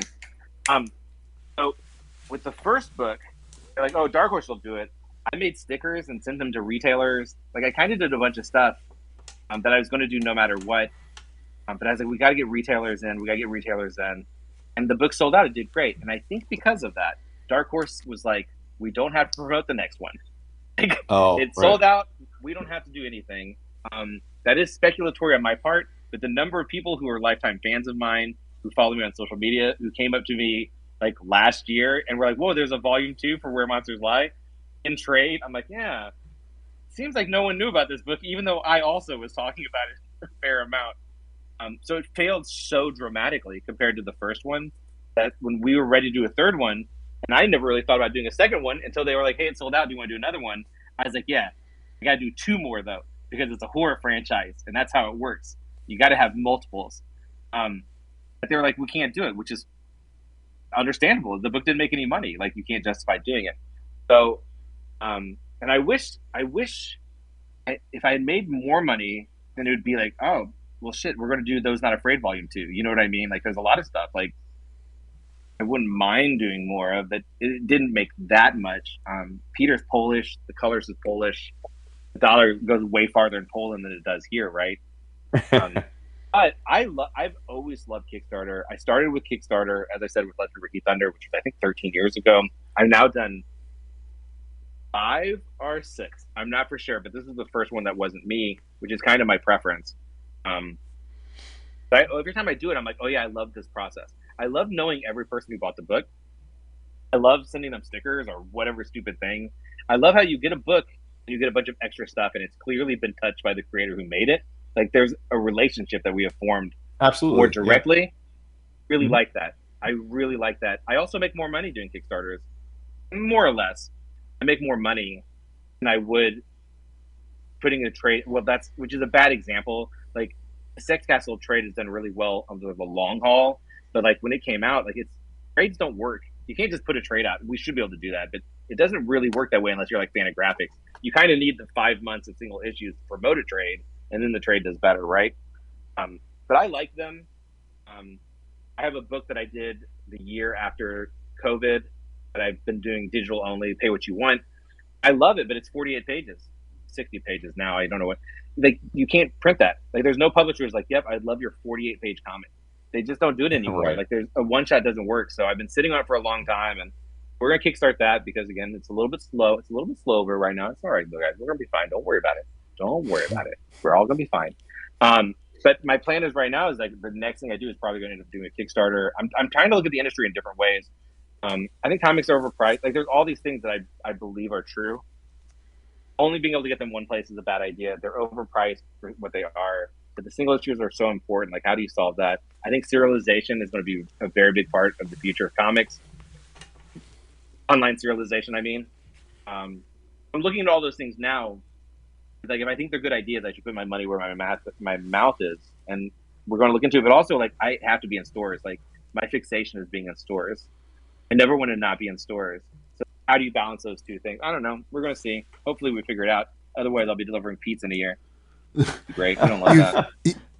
You've done I a have no couple. skills, guys. I have no skills. Stop. You've done a couple, obviously. How do you feel about anthologies?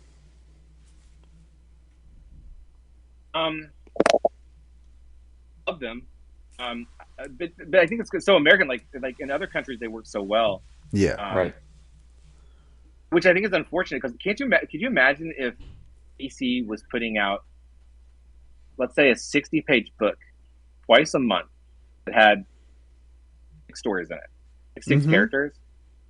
I think, and then at the end you collect them all. Like, oh, I really liked the Kyle Starks' Commandy story. I'm gonna manifest it. Kyle Starks' Commandy story and the DC anthology was so good. I can't wait till they collect it. I think that there's a way that you could do it, but historically Americans have never liked them. Yeah, for sure. I don't love them. I like that Brave and the Bold. Like I was doing something pages. Like it was me doing a full comic, you know. So it's just like it wasn't me doing an anthology, but it was an anthology. But like I thought it was kind of cool because I think it was 60 pages, like $7 or $8. Like that seems like that's the way to do it because comics are so expensive. What if you're getting more for? You're actually getting more, which is what you should be doing. You should be getting more for what you're paying rather than less. But that's a whole other podcast, guys. That's a different podcast. And I agree. talk a lot, and that one, too. I have a lot of, Although hot takes. You perked Vince's attention back up when you mentioned Commander. Yeah, That's yeah. my favorite character. I agree on everything you're saying. Keep going. We gotta get that couch. I have a really good Commandy pitch. But that's like saying I really would like to kiss that famous actress. You know what I mean? Like they're not gonna. DC is very protective of certain properties. Yeah. But I almost did for that Brave and the Bold. They were literally like, who do you think you'd like to do? And I put Wild Dog first because I knew it'd be a good job, and I like Wild Dog, and I know I could do Kyle Stark things with him. But number two is Commandy, and every time they ask me to pitch, I always put Commandy number 2, just in case, guys, just in case they don't like that first option. I think they go, this first one, I don't know. What's he got next? Commandy. We're not doing that. What was the first one again? Yeah, what was that? Exact. What did he say the first time? So if you want to do something, make Commander your second pitch. That's it. Yeah, And that's my trick, maybe. You'll get it done. Yeah. That's facts. So, Kyle, David and I in particular, because we are also fellow professional wrestling marks, we've really enjoyed Wrestle Heist, but we also really enjoy the back matter. Oh, God, yeah. We've had some fun sort of riffing like I think it was intended about like some of the friends and creators you've had respond, and like some of my opinion, like some of their opinions are just wildly horrible, but it's fun. Like that's the whole point of like it's professional wrestling. It's like you're like wait, like you think who's the greatest tag team? It's like so like what is your personal like history with wrestling? Is it more of a nostalgia thing where you were into it at younger, or do you still watch it? Is it a current thing? Yes. Yeah. Though I'm very vitriolic about the current product. But yeah, ever since that, I've always same thing like comics. Like I don't know who handed me my first comic, but I learned to read off comics. You know what I mean? I learned to read off of them. I love them. And when I did Ricky Thunder, which when I was doing it online was longer than 13 years ago, and people were like, "Oh, when did you start watching wrestling?" And I said, "Mom, when did Grandma take me to the Coliseum on Wednesdays to watch? When did she start doing that? Like, how little was I?" During Memphis Wrestling, we were the third stop of the Memphis Wrestling circuit. Okay, nice. And I was like, when did Grandma start taking me? She's like, "Oh, she took you in a baby carrier." So I've always been, as it turns out, I've always been watching wrestling. I have taken breaks. I took like with the new what would be called the new generation of W. Whenever everyone's gimmick was a job, I was not watching. It was too silly for me, and I was a teenager who was really into kissing. I was really into kissing at that time, so I got out of it. But right after that was Stone Cold and The Rock, and I went back in hard. And kind of, I've only taken breaks if the product was very, very bad. Right now, I had to choose between WWE and AE just because of so much time in my life. Mm-hmm. As of today, I feel like I made the wrong choice. I should have stuck with AEW, but yes, I've been watching I watched so many things. I just did a post about all the good free wrestling because I'm almost enjoying the free wrestling more, and which is like JCW and AAA. I'm way into it. I'm too far into it, but I like it, and we like things. They don't have to be good as long as they bring us joy. Yeah, but yeah, I'm a real wrestlehead. Nice. Well, Dave and I are both very much AEW. We are yeah. I'm gonna say some of those guys are joshing. You know what I mean? They're not taking it very seriously. Yeah. Sure. In my back matter, I mean, some of my fellow creators do not take it super seriously. Oh yeah, I assumed as much, but like that's the fun of it because it's like, oh my god, it's like this has to be like he has to be kidding. Like he has to be kidding because it's like holy shit, like. But no, that was the fun of it. Like it actually, like it was kind of fun because again, like the world's changed so much in terms of like we all kind of, I mean, back in the day, obviously we all read single issues every month. That was the whole model, and then obviously that's morphed so much. So it was fun to sort of see some of these like it just added to the allure of the whole experience. But I mean, to be fair, Dave and I are AEW percent. Like I pretty much find WWE like modern WWE like unwatchable. It's unwatchable for me. But that being said, again, no shade if you're into the Tribal Chief, respect you. Like, and it definitely seems like you were like the villain of Wrestle Heist is like Vince McMahon in role, but I feel like you were channeling Paul Heyman in your cartooning of the character. Like to me, it looks like Paul Heyman, like your version of Paul Heyman. Yeah. Well, I think historically all promoters are bad.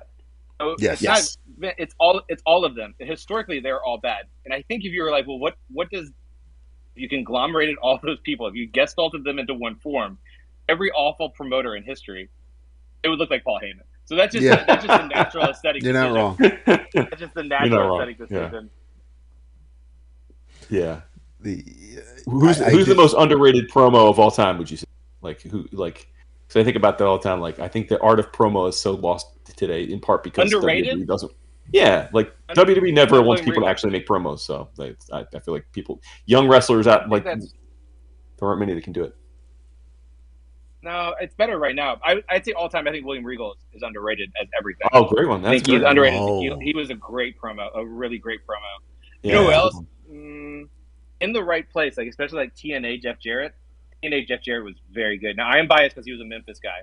Yeah. Like, okay. TNA, I am the heel that will carry this brand. He did it. He you're right. Like everything that he was sort of trashed for in WCW, because he wasn't he's not that main event guy.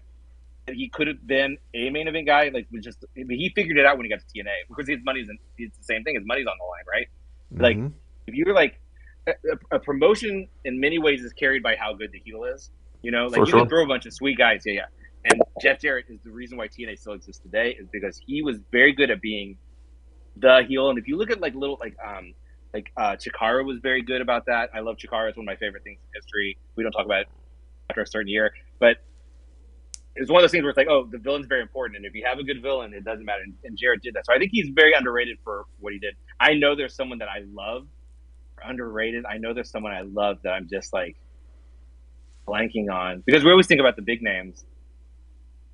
Yeah, Chikara is interesting. Like, I didn't watch much Chikara, but like, it's incredible the number of like current greats that were part of it. Like, especially the ants. Like Orange Cassidy and Claudio and Ricochet, and I think Brody Lee was a part of it, right? Claudio wasn't an ant though. No. I'm sorry. I was I was shorthanding. In my mind, I was shorthanding it. But yeah. Eddie Kingston, Danielson, right? The Bucks. I mean, Chuck Taylor, and all. Yeah, when AEW started, I loved AEW sort of through the Jacksonville era. Yes, and it's just basically my Chikara guys, Chikara guys, and then Kenny Omega. Like, that's a pretty good deal. And I love Christian. I love. Here's the thing. The point that I stopped watching AEW was when I'm a story guy first, because you always tell really like, because it's fuck tribalism. Who cares? Like, good wrestling's good wrestling. Like, I'll watch anything. But like, it's like, would you rather watch a good match or would you rather have a good story? And I think WWE always tries to do story first more than AEW does, or at least I think that's changed in the last couple of years. Because I stopped when they just quit sending out the Acclaimed. The Acclaimed with Billy Gunn are like the most over thing, and then suddenly they're just not on television. And they did it repeatedly. Tony did that repeatedly, and it's like, what are you doing? Like, give us the thing that we want. Like, tell a story. So I took a break, and then right after that, we had Timeless Tony Storm. I missed all that. So I probably stopped too soon. Yeah, you did. Yeah, you should get back. I think it had a down. Like, I've watched it from the jump. I think it's hot right now. There's only so many. Yeah, it's heated back up. Like I'd say like a year or two ago, it was in a nadir, but it was really just like back up. It was him fixated with, well, who's a good wrestler? Like, let's just have a good match. And it's like, that's fine, dude. Right. But that's just like gymnastics to me. Like, the match isn't actually why I'm watching. You know what I mean? Interesting. It's like comics. You're helping me understand the modern day. Yeah, you're helping me understand the modern day WWE fan. Then. Yep. I've been. Yeah, it was always like that, though. Well, yeah. I will tell you. I will say, because I can defend W up until very recently. Let's say 8 months, which isn't that recently. Is that they were really pushing story forward, and they were doing a pretty good job of it. Mm-hmm. And I don't know what happened in the last 6 months, but it's became very bad. But the trade-off was they were bringing up Javon Evans and Trick Williams and Ova and Ilya, where there are all these really great young, maybe not white guys. What an interesting change, WWE, to not put not a white guy. Yeah, for sure. It's this really interesting time, and then kind of they did nothing, and it's very frustrating. I think TKO. I mean, everyone knew is. So I did not watch WWE for a while because I felt also whatever. When Vince got fired the first time, it suddenly got unbelievably good. That's Sammy Bloodline year, basically, right? Yeah, That's Sammy. It's great. It was great. It was capital G great. I'll say, I cannot watch Raw or SmackDown, and prior again to the last couple of months, I would never miss NXT though. Mm-hmm. NXT was the Attitude Era done by high school students. It was every character had a story, and they were all trying very hard to entertain me. And it was the only wrestling where it was very clear everyone who went and who was on the screen, who went to the ring, were trying very hard to entertain me. Whereas even in AEW, some of those guys, I'm not sure they want to be there. I'm talking about Malachi Black, and apparently he didn't want to be there. Oh, sure. Yeah. But NXT is like a high school musical. Is it good? I don't know. Are they always trying very hard? Yes, and I like that a lot. But I say that, and right now today, it's maybe the lowest era of NXT. So it's tough because it's like that was the one thing every week that I'd be like, I'm going to watch NXT, and now I'm like, I really like Mason Rook, who's Will Cruz, this British kid who just does like cool moves. Yeah, he's a big beefy boy, man. He's a big beefy boy. He's gonna body slam your dad. Right. There's kind of nothing else going on for the first time in years. In years where you didn't go, here comes Oba, here comes Javon. Name it. You know what I mean? Here's whoever AEW didn't want that's friends with Cody. Yeah, that's a big listen, guy. AEW is right. nice and cozy and warm, ready for you to come on over. So come on over. It's probably real close. It's probably real close.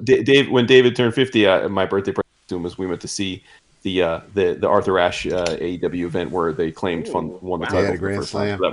So that was a night, man. That was a hell of a night. A lot of fun. That's a good. We had to that's a leave good one. early. We had to leave early because the train stopped running. But it was one of those nights where it was like a 2-hour rampage. So it was a lot it was good. of wrestling We were just in one missing, night. the end of Rampage. Yeah, it was no big deal. Yeah. We saw all of Dynamite, and we saw about half of the yeah. Rampage. But yeah. Yeah. That was a lot of fun. But no, I The first one, read. was that the first Arthur Ashe? It was, yeah.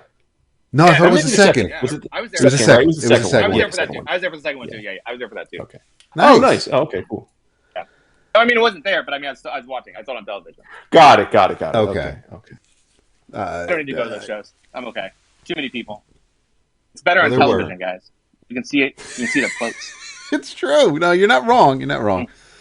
No, I thought. I mean, as soon as Wrestle Heist came out, that was. I mean, I talked about the first couple of issues. As soon as they came out that week, it was. It reminded me because I grew up. My brother and I we would spend summers in East Hampton, Massachusetts, at my grandparents' place. So we would watch World Class there on the weekends.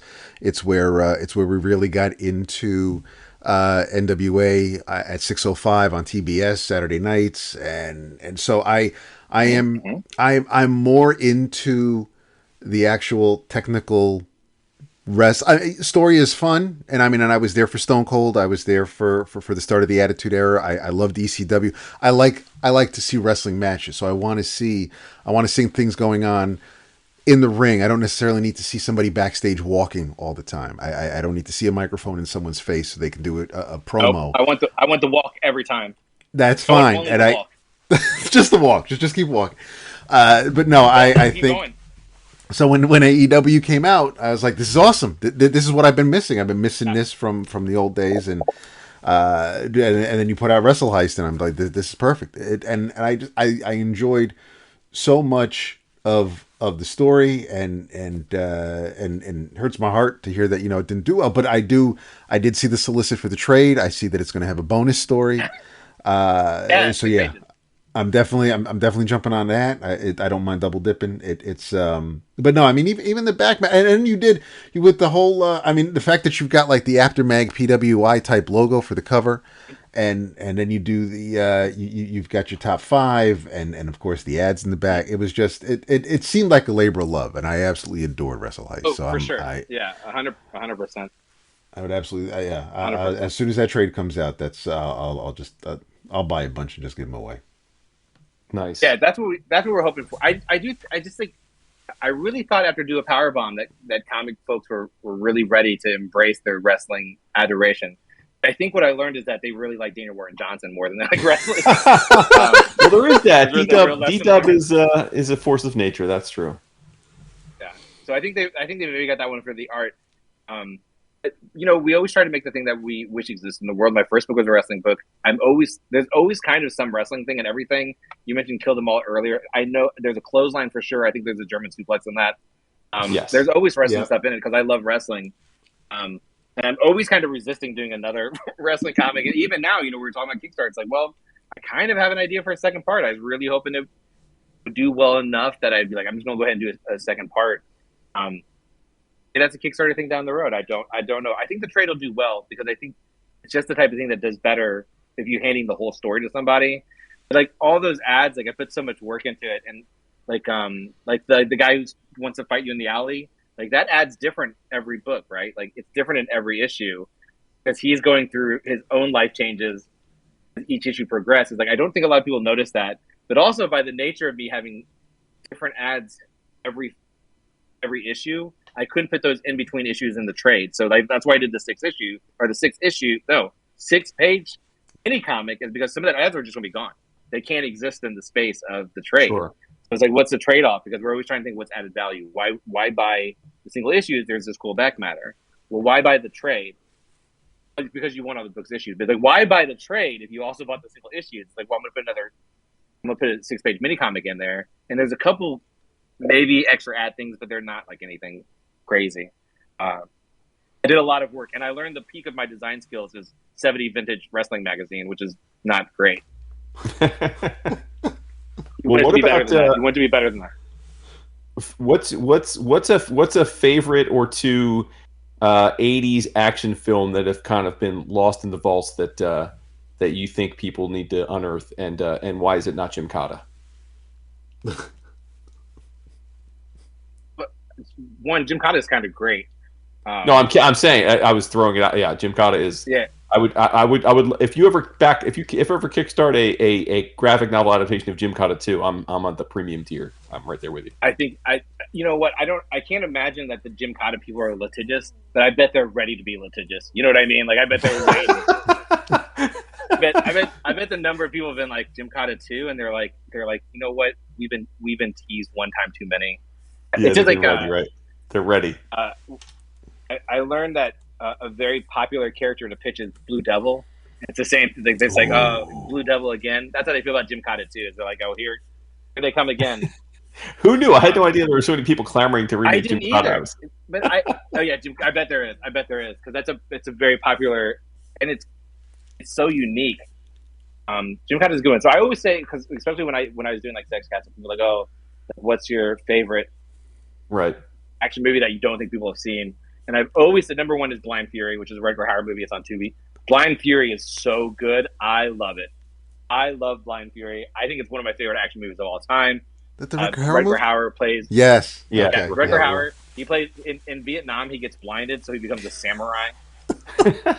I love it already. And then he comes back to America. Yeah. And I think he's like going to go talk to one of his dead soldier friends. He POW, you know what I mean? He's like and then like something bad happens, so he has to solve some sort of crime. The guy sees a blind samurai, and there's an obnoxious child in it. It's great. I love Blind Fury. It's on Tubi. I would recommend. I think it's just a fun. It's what you want an action movie to be. There's like two really funny sequences. Rutger Hauer's doing sword work. The other one, I say because like I love Roadhouse. Roadhouse is a favorite of mine. I love Small Town Despot, and there's not a lot of things that like. It seems like there's a lot of things that do that, but they don't do it very well. So the one that I always say, which is like my other, like you guys probably haven't seen this one, is called Malone. It's a Burt Reynolds movie. And it's kind of that. It starts with him like burning like his FBI membership card, like that's the opening scene, and then he stops.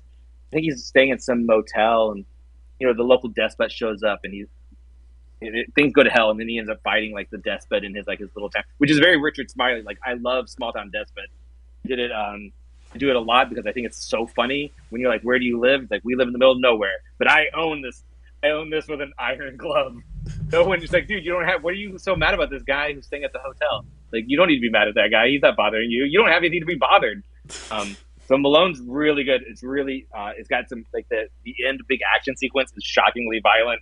If my memory is correct, I rewatched it pretty recently. But those are always the two that I've always said. And rarely do people go, oh yeah, I know Malone. It's like they should know Malone. It's really good. I'd have to think about it because I watch a lot, and they are getting less and less good.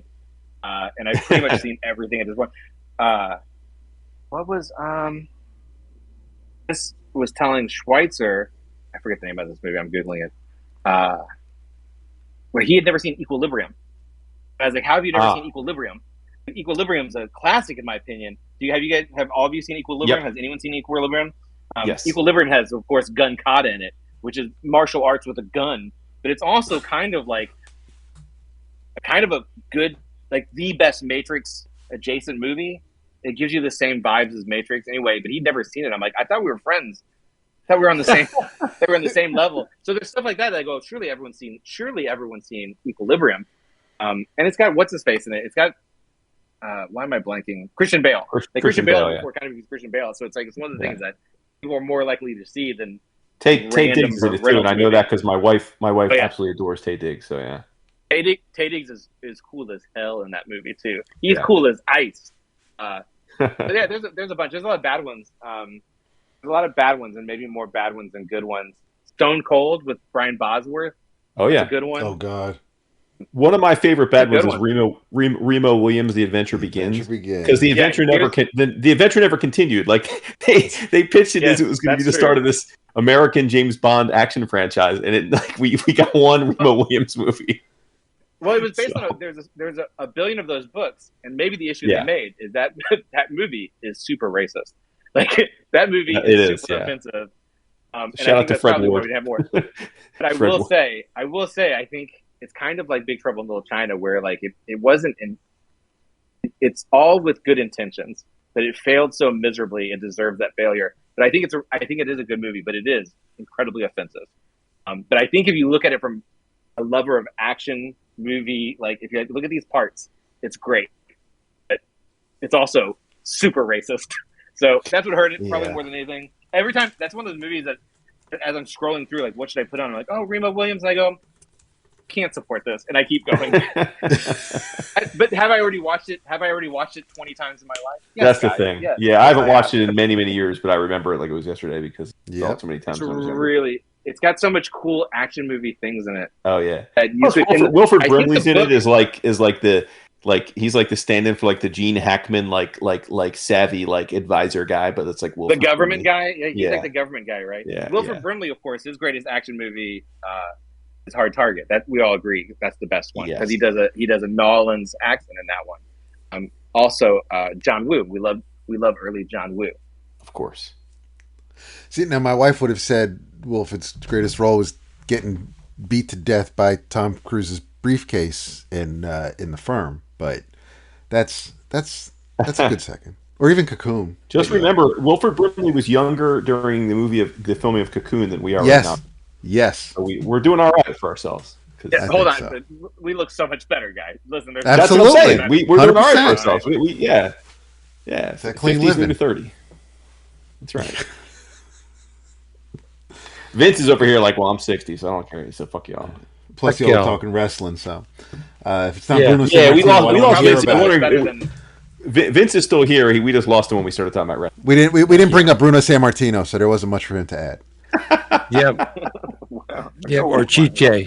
Or Chief Well, J listen, Strongbow. but There we I'm go. surprised you didn't jump back in though. You love horrible schlocky B and C movies, Vince. Oh, I do. Yeah. But I just let you have your spotlight. You know, Appreciate that. You shine. Look at you. you never dislike the sound of your own voice. Oh my god. you would think we haven't been doing this for 18 years Almost and 20 1,000 fucking episodes years. together. Yeah. Oh my god. Jesus Christ. Anyway. Kyle, this has been an absolute blast. I thank you. We all thank you for hanging out with us for a bit.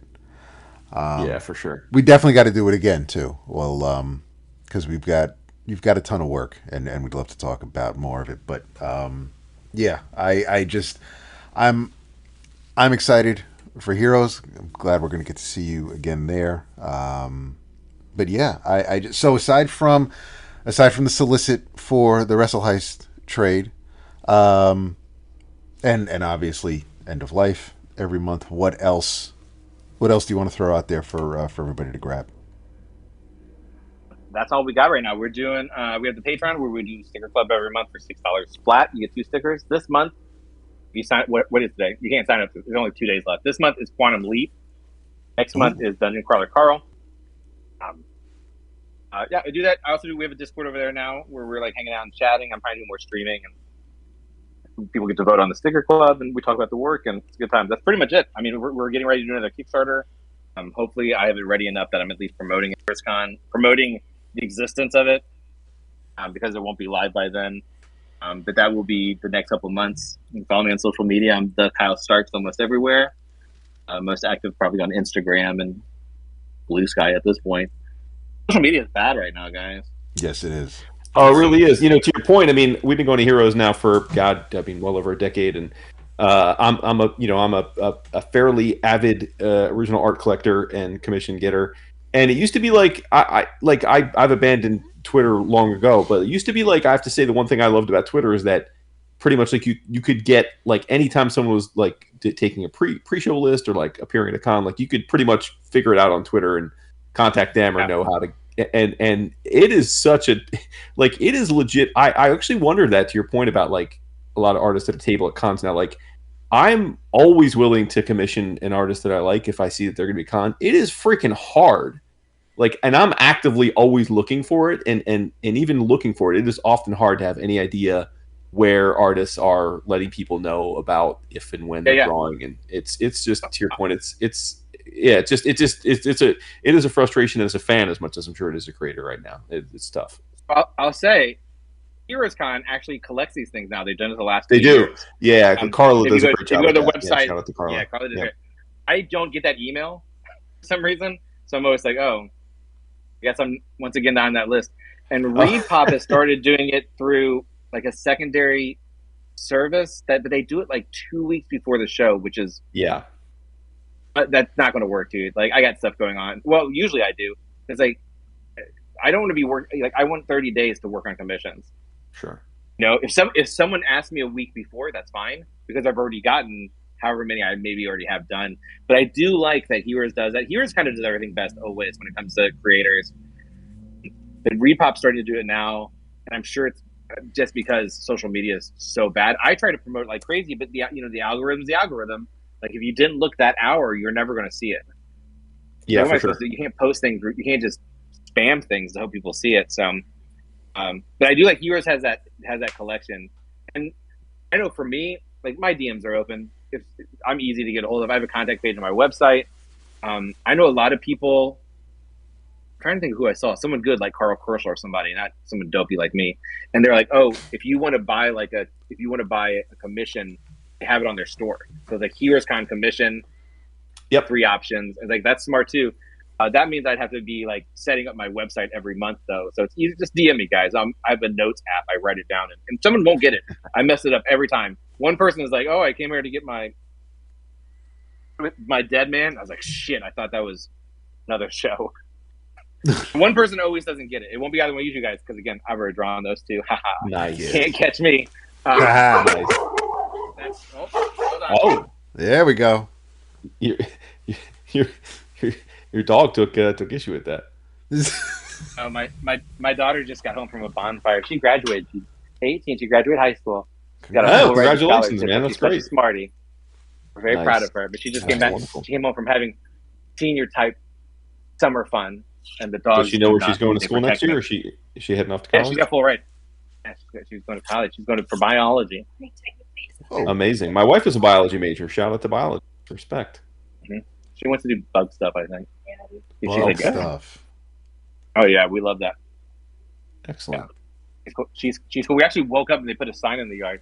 Actually, is that from U of E? All right, so listen, I'm doing a podcast. God damn it! This isn't your time; it's my time. I'm working. It's Daddy's time. It's Daddy's time.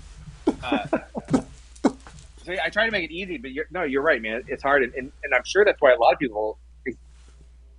I feel like we're really veering back into comic fans being a thing again. C2, did you guys do C2 this year by chance? We didn't do it this year. We've No. done C2 too many times, but not this year. No. Yeah, I've done it. I mean, I do it almost every year because I'm here in the Midwest. Yeah. This was the first year since COVID that it felt like a comic book show where people are coming to my table and going, "Oh, I love your comic," or talking about comics. Whereas in the past, it's like I don't know what it was for like the last 5 years or so, but before then, it was very much a comic book show where people went there because they like comics. Of course, that's when Image was set up there, and Oni would have a booth there, and so Yeah. I mean, Absolute's so good for comics. It's like it really feels like comics are growing for the first time, like actually growing for the first time in so long that people are enthusiastic for comics. So Heroes should be really interesting because there's going to be some Absolute people there. So there'll probably be people who've never been to Heroes for the first time, and that is the most celebratory comic show in America. Yeah, it's definitely a record. I was Carla sent a thing out to probably I don't know if it was press only, but she sent a thing out saying it's record ticket sales. So yeah, that's what they told me on the phone yesterday. there you go. That's a brag. I know those guys. They're my friends. But yeah, I think the thing is like I think there will be more people. I don't know if these younger people who are comic fans are going to shows like no, you can get original. Like I will draw. Yes, I will draw Iron Man for you for the low price of $50. So like as they find this stuff out, then you go, oh, next year, and it's always kind of the next year thing. That's the Heroes. Like you know why it's so big because I've been doing that show for 10 years, and the people love original art and they love comics there. Like that's why I get so many requests because people know you can do it. I'm going to be there, and maybe they got something last year, or maybe they saw one that I did last year. And it's like, oh, I want him to draw this guy I like, which is the whole point of doing those commissions, right? Don't be like Kyle, draw whatever you want. Kyle doesn't want to draw anything. Tell me what you want. I don't want to play that game. I don't like that game. Other people like that game. I don't like it. Yeah, yours is the best, but I do think they're being better. I think like Repop Um, hopefully, it becomes, especially the bigger sort of mid-tier shows and up, that they go, we should have some sort of directions for how to get original art from us, because that's honestly the best thing you could buy from us. Like, it's honestly the best thing. It's the highest, even like like $50 for a 5x8 piece of paper. You know what I mean? Like, that's the highest profit margin I have. I don't lose a book. I don't have to. If I sell, like, I'm bringing all the Where Monsters Lie stuff. Right. I ordered a bunch of the Volume 1 and Volume 2 from Dark Horse. I'm bringing them to HeroesCon so that I can sell Volume 3, which I have a bunch of. And they go, I'm going to do this deal. But if when I sell Volume 1 and Volume 2, I have to replace them. They cost me money. You know what I mean? Like, it costs me money to sell them. Absolutely. Whereas it does cost me money to buy a sheet of Bristol paper and to cut one piece of paper into two pieces, but like, it's pennies. So commissions are great. Commissions are very good. We like them a lot. So we like doing them. I guess if the next show I do, I have 20 again, I probably will raise prices, because I don't want to do 25. I only want to do 20. But it's always, we do that because it's cheaper to buy pre-shows too. Like, I don't know. I think everyone does that too, right? Surely, you're getting on a list. Maybe some people do like a list. Yeah, everyone has different processes. Right? Like, some do lotteries, some take a list right up front at the show and then end up drawing a third of the list. Yeah. Some people do list daily, right? Like everyone has a different process, but yeah. Yeah, I like to do pre-shows where you get them at a discount. Like, you're helping me cover costs for the show. Like, that's the value of the pre-show to me. I would love for you to spread that gospel to all of your other creator friends. Just tell them, you should really offer a discount for pre-shows. I would love that. To me. Tell them he's also doing $50 commissions, and they'll be like, this guy's a fucking idiot. He has no idea what he's doing. They're not wrong. I'm doing the best I can. I will speak for Dab and say thank you for doing inexpensive commissions this year, because I'm very much going to enjoy it. Yes. Those two are good.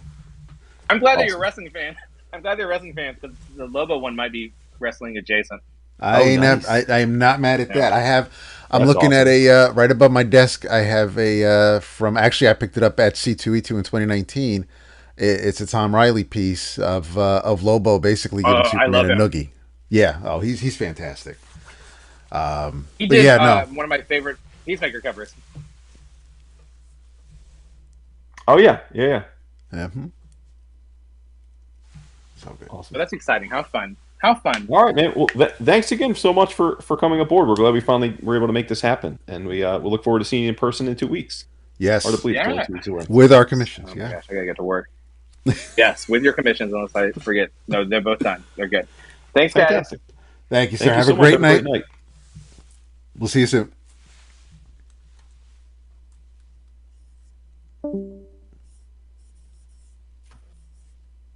What a mensch. That was fantastic. Jesus, I thought you would never shut up. It's feast or famine, Vince. Honest God, you talk forever about wrestling. It seemed like forever. It probably wasn't. It wasn't. But for you, yeah. I know. Yeah. I ordered the Wrestle Heist trade. Look at you. Okay. Wow. So, yeah, thank you, Kyle, for being here with us. Big time, yes. And thank you for listening to us, because this is 11 O'Clock Comics. We hope you leave us a review wherever you listen to us. We hope that you get your stuff from cheapgraphicnovels.com, because you'll pay less. And we hope, there's a lot of hoping going on. We hope you check out our Patreon page. Patreon.com/11 O'Clock Comics. 11, no apostrophe. 3 tiers. Boom. Done.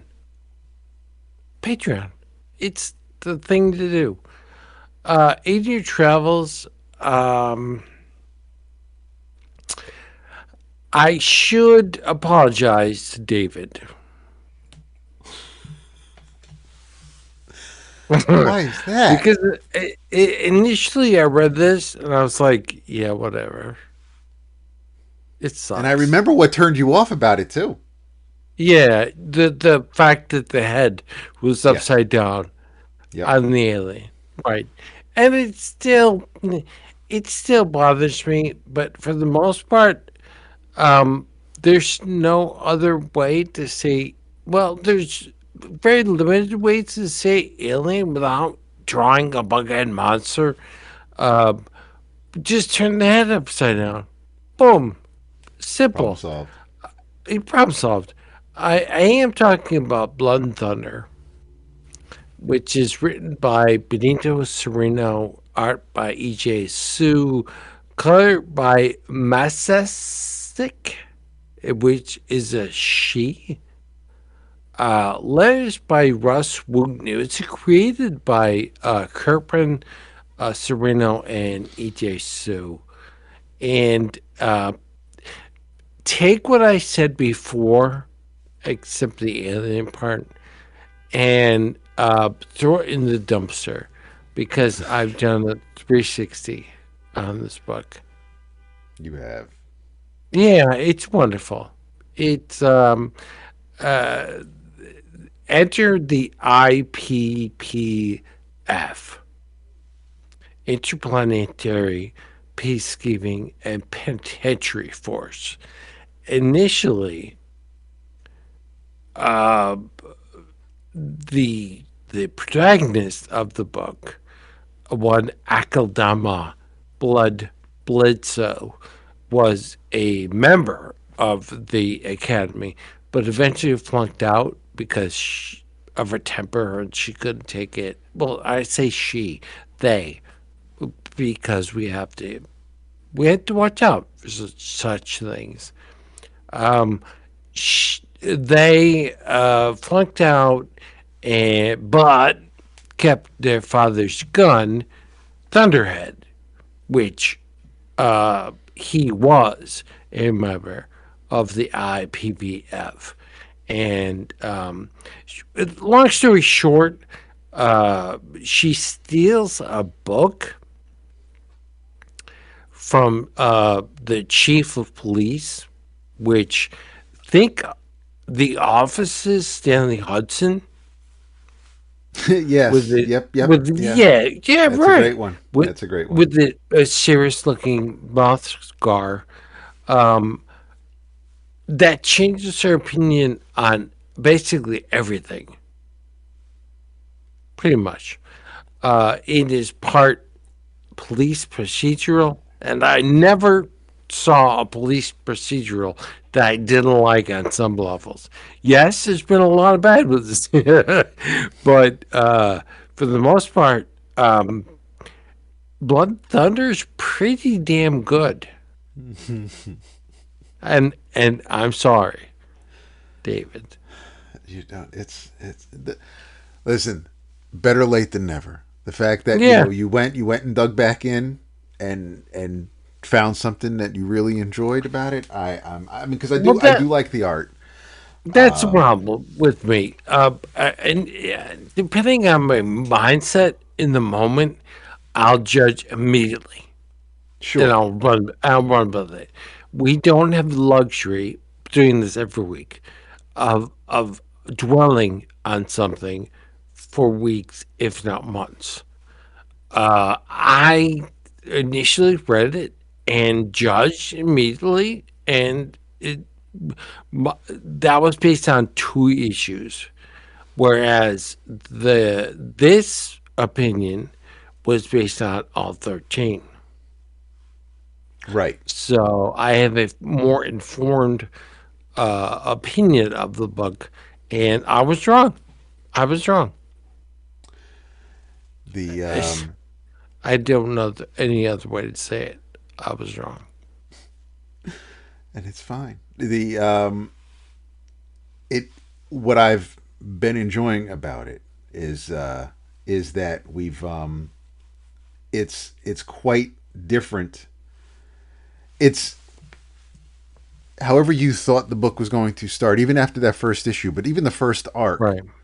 And Right. once she is on the trail and she's on her mission, but that next arc where she's on the planet where and that's the whole other thing is that like books are just like verboten, like nobody knows what a book is, nobody's seen a book, and you're Yeah. finding out all about this history. You're finding about her history. that things aren't what they seem. That the big massive evil that she's chasing may not actually be a big massive. It's just Right, whatever right. whatever you thought it was going to be. If you just tried the first couple of issues, as Vince can attest, it's way different now. Yeah. A year later than when I thought it was going, and I was still enjoying it, even if I thought it was going to go down that road, wherever it was going to go. I was fine with them taking that direction, but obviously they had something else in mind, and it's paying off, and it's Yeah. just it's beyond what I thought it was going to be. In a There, good way. there was one part that made me stop and say, "Do you really?" Where the books are no more, for the most part. Everything's digitized, but there's this person that has a secret stash of books, right?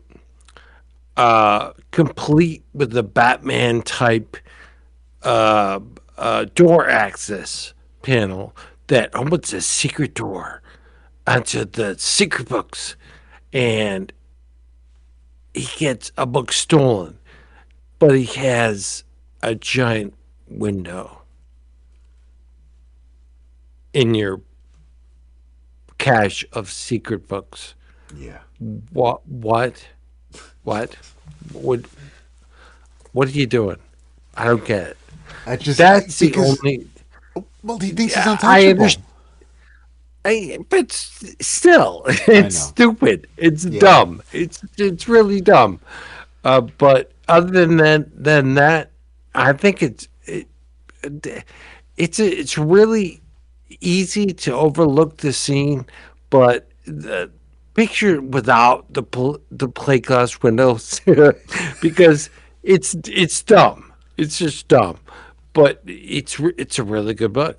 I think the cartooning is great by E.J. Sue. I think it's wonderful.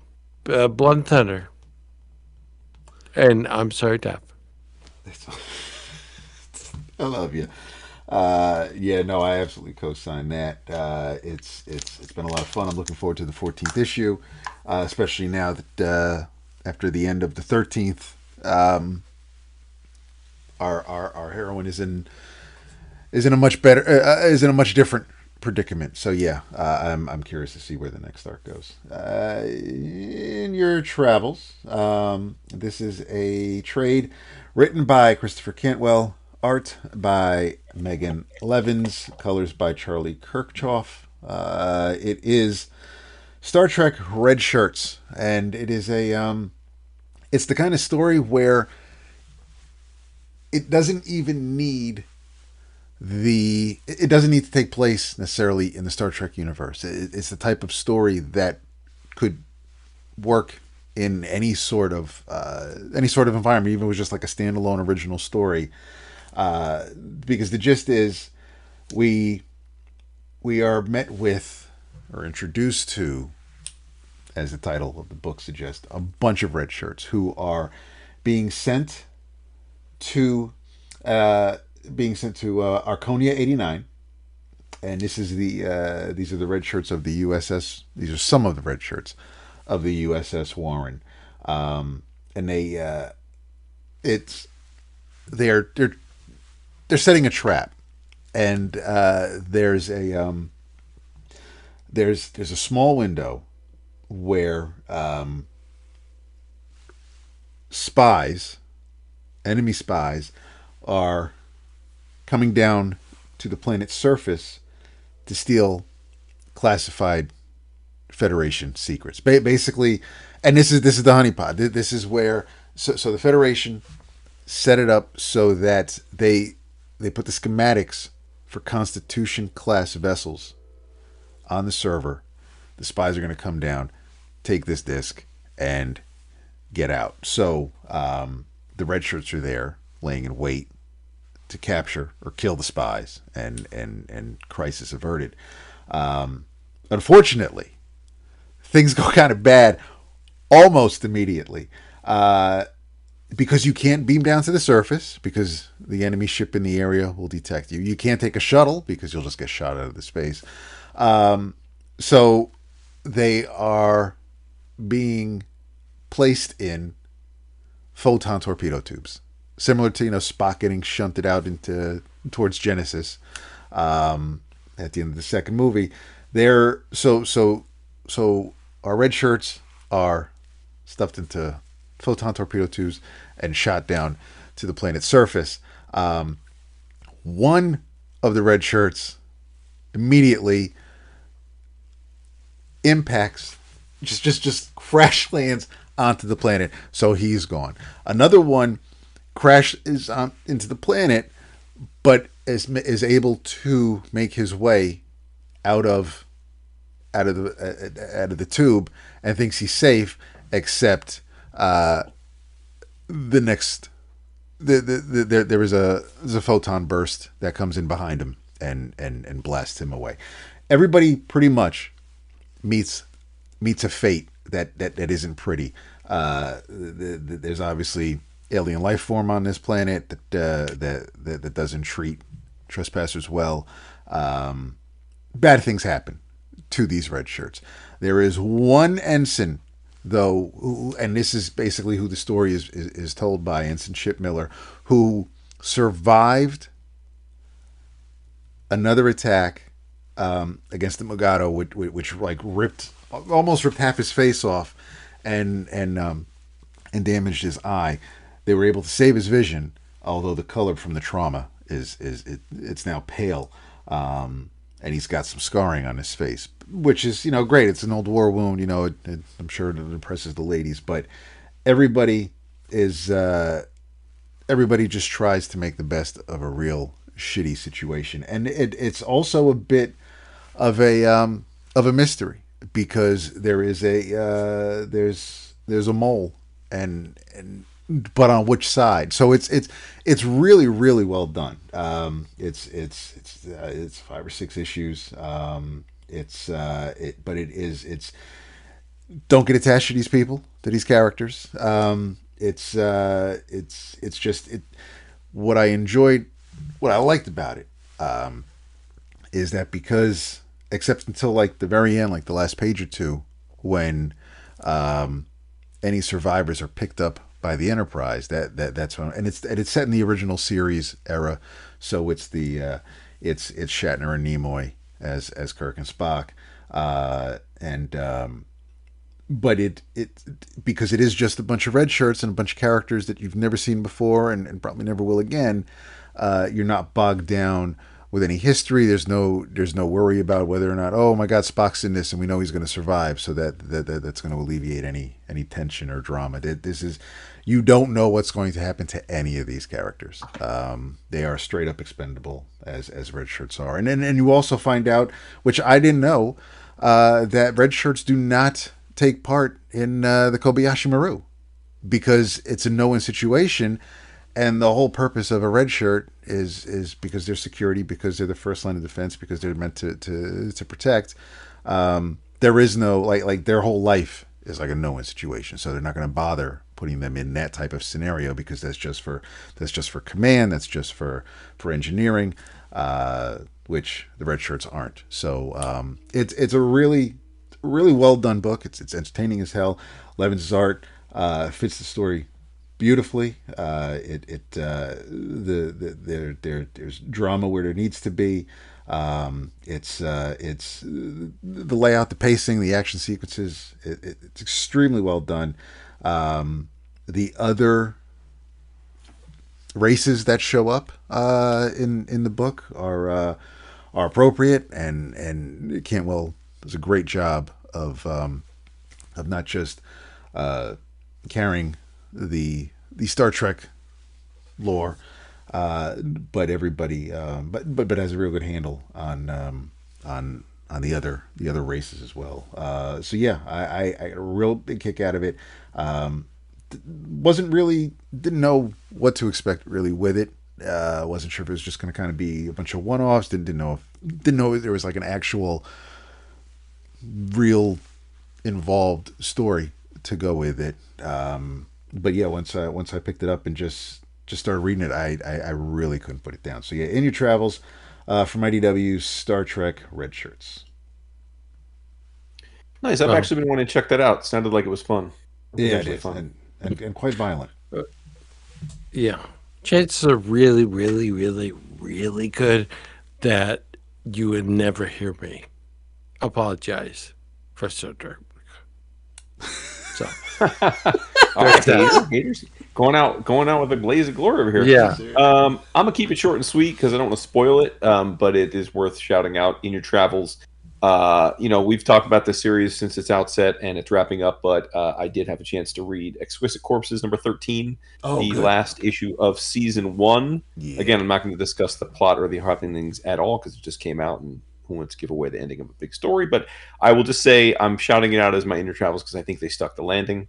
And also it was great to see it was of course written by Tynan but art by Michael Walsh, so he bookends the book, which I loved. He looks great, and I thought it was a very, very satisfying ending on all counts.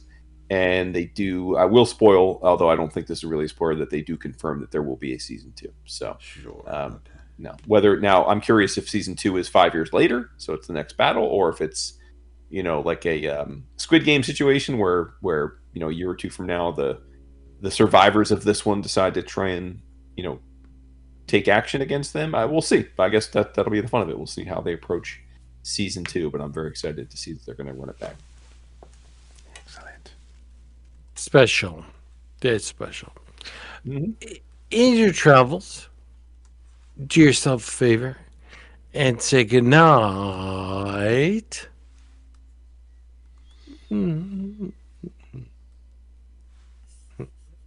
What's his name? Fred? Fred the Red Shirt. For sure ain't. Yeah.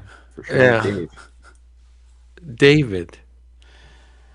Good night. Like, you heard it? I did. I heard it. Oh, too long. No. Too long. No. way David. Too long. Way too long. Nah. Yeah. Bro. Yeah, too long. Too long. Yeah. But we'll give it to you. I mean, I'm editing it, so we'll find out if it's too long or not. So True that. True You're that. so pretty. Yeah. We love you so much. Come So back much. next week. Yeah. we'll be So back much. next week, and we'll see a bunch of you at Heroes in a couple of weeks. Merch. That's right. Can't stop, won't stop. Nope. Later, y'all. Peace. That's it for that one.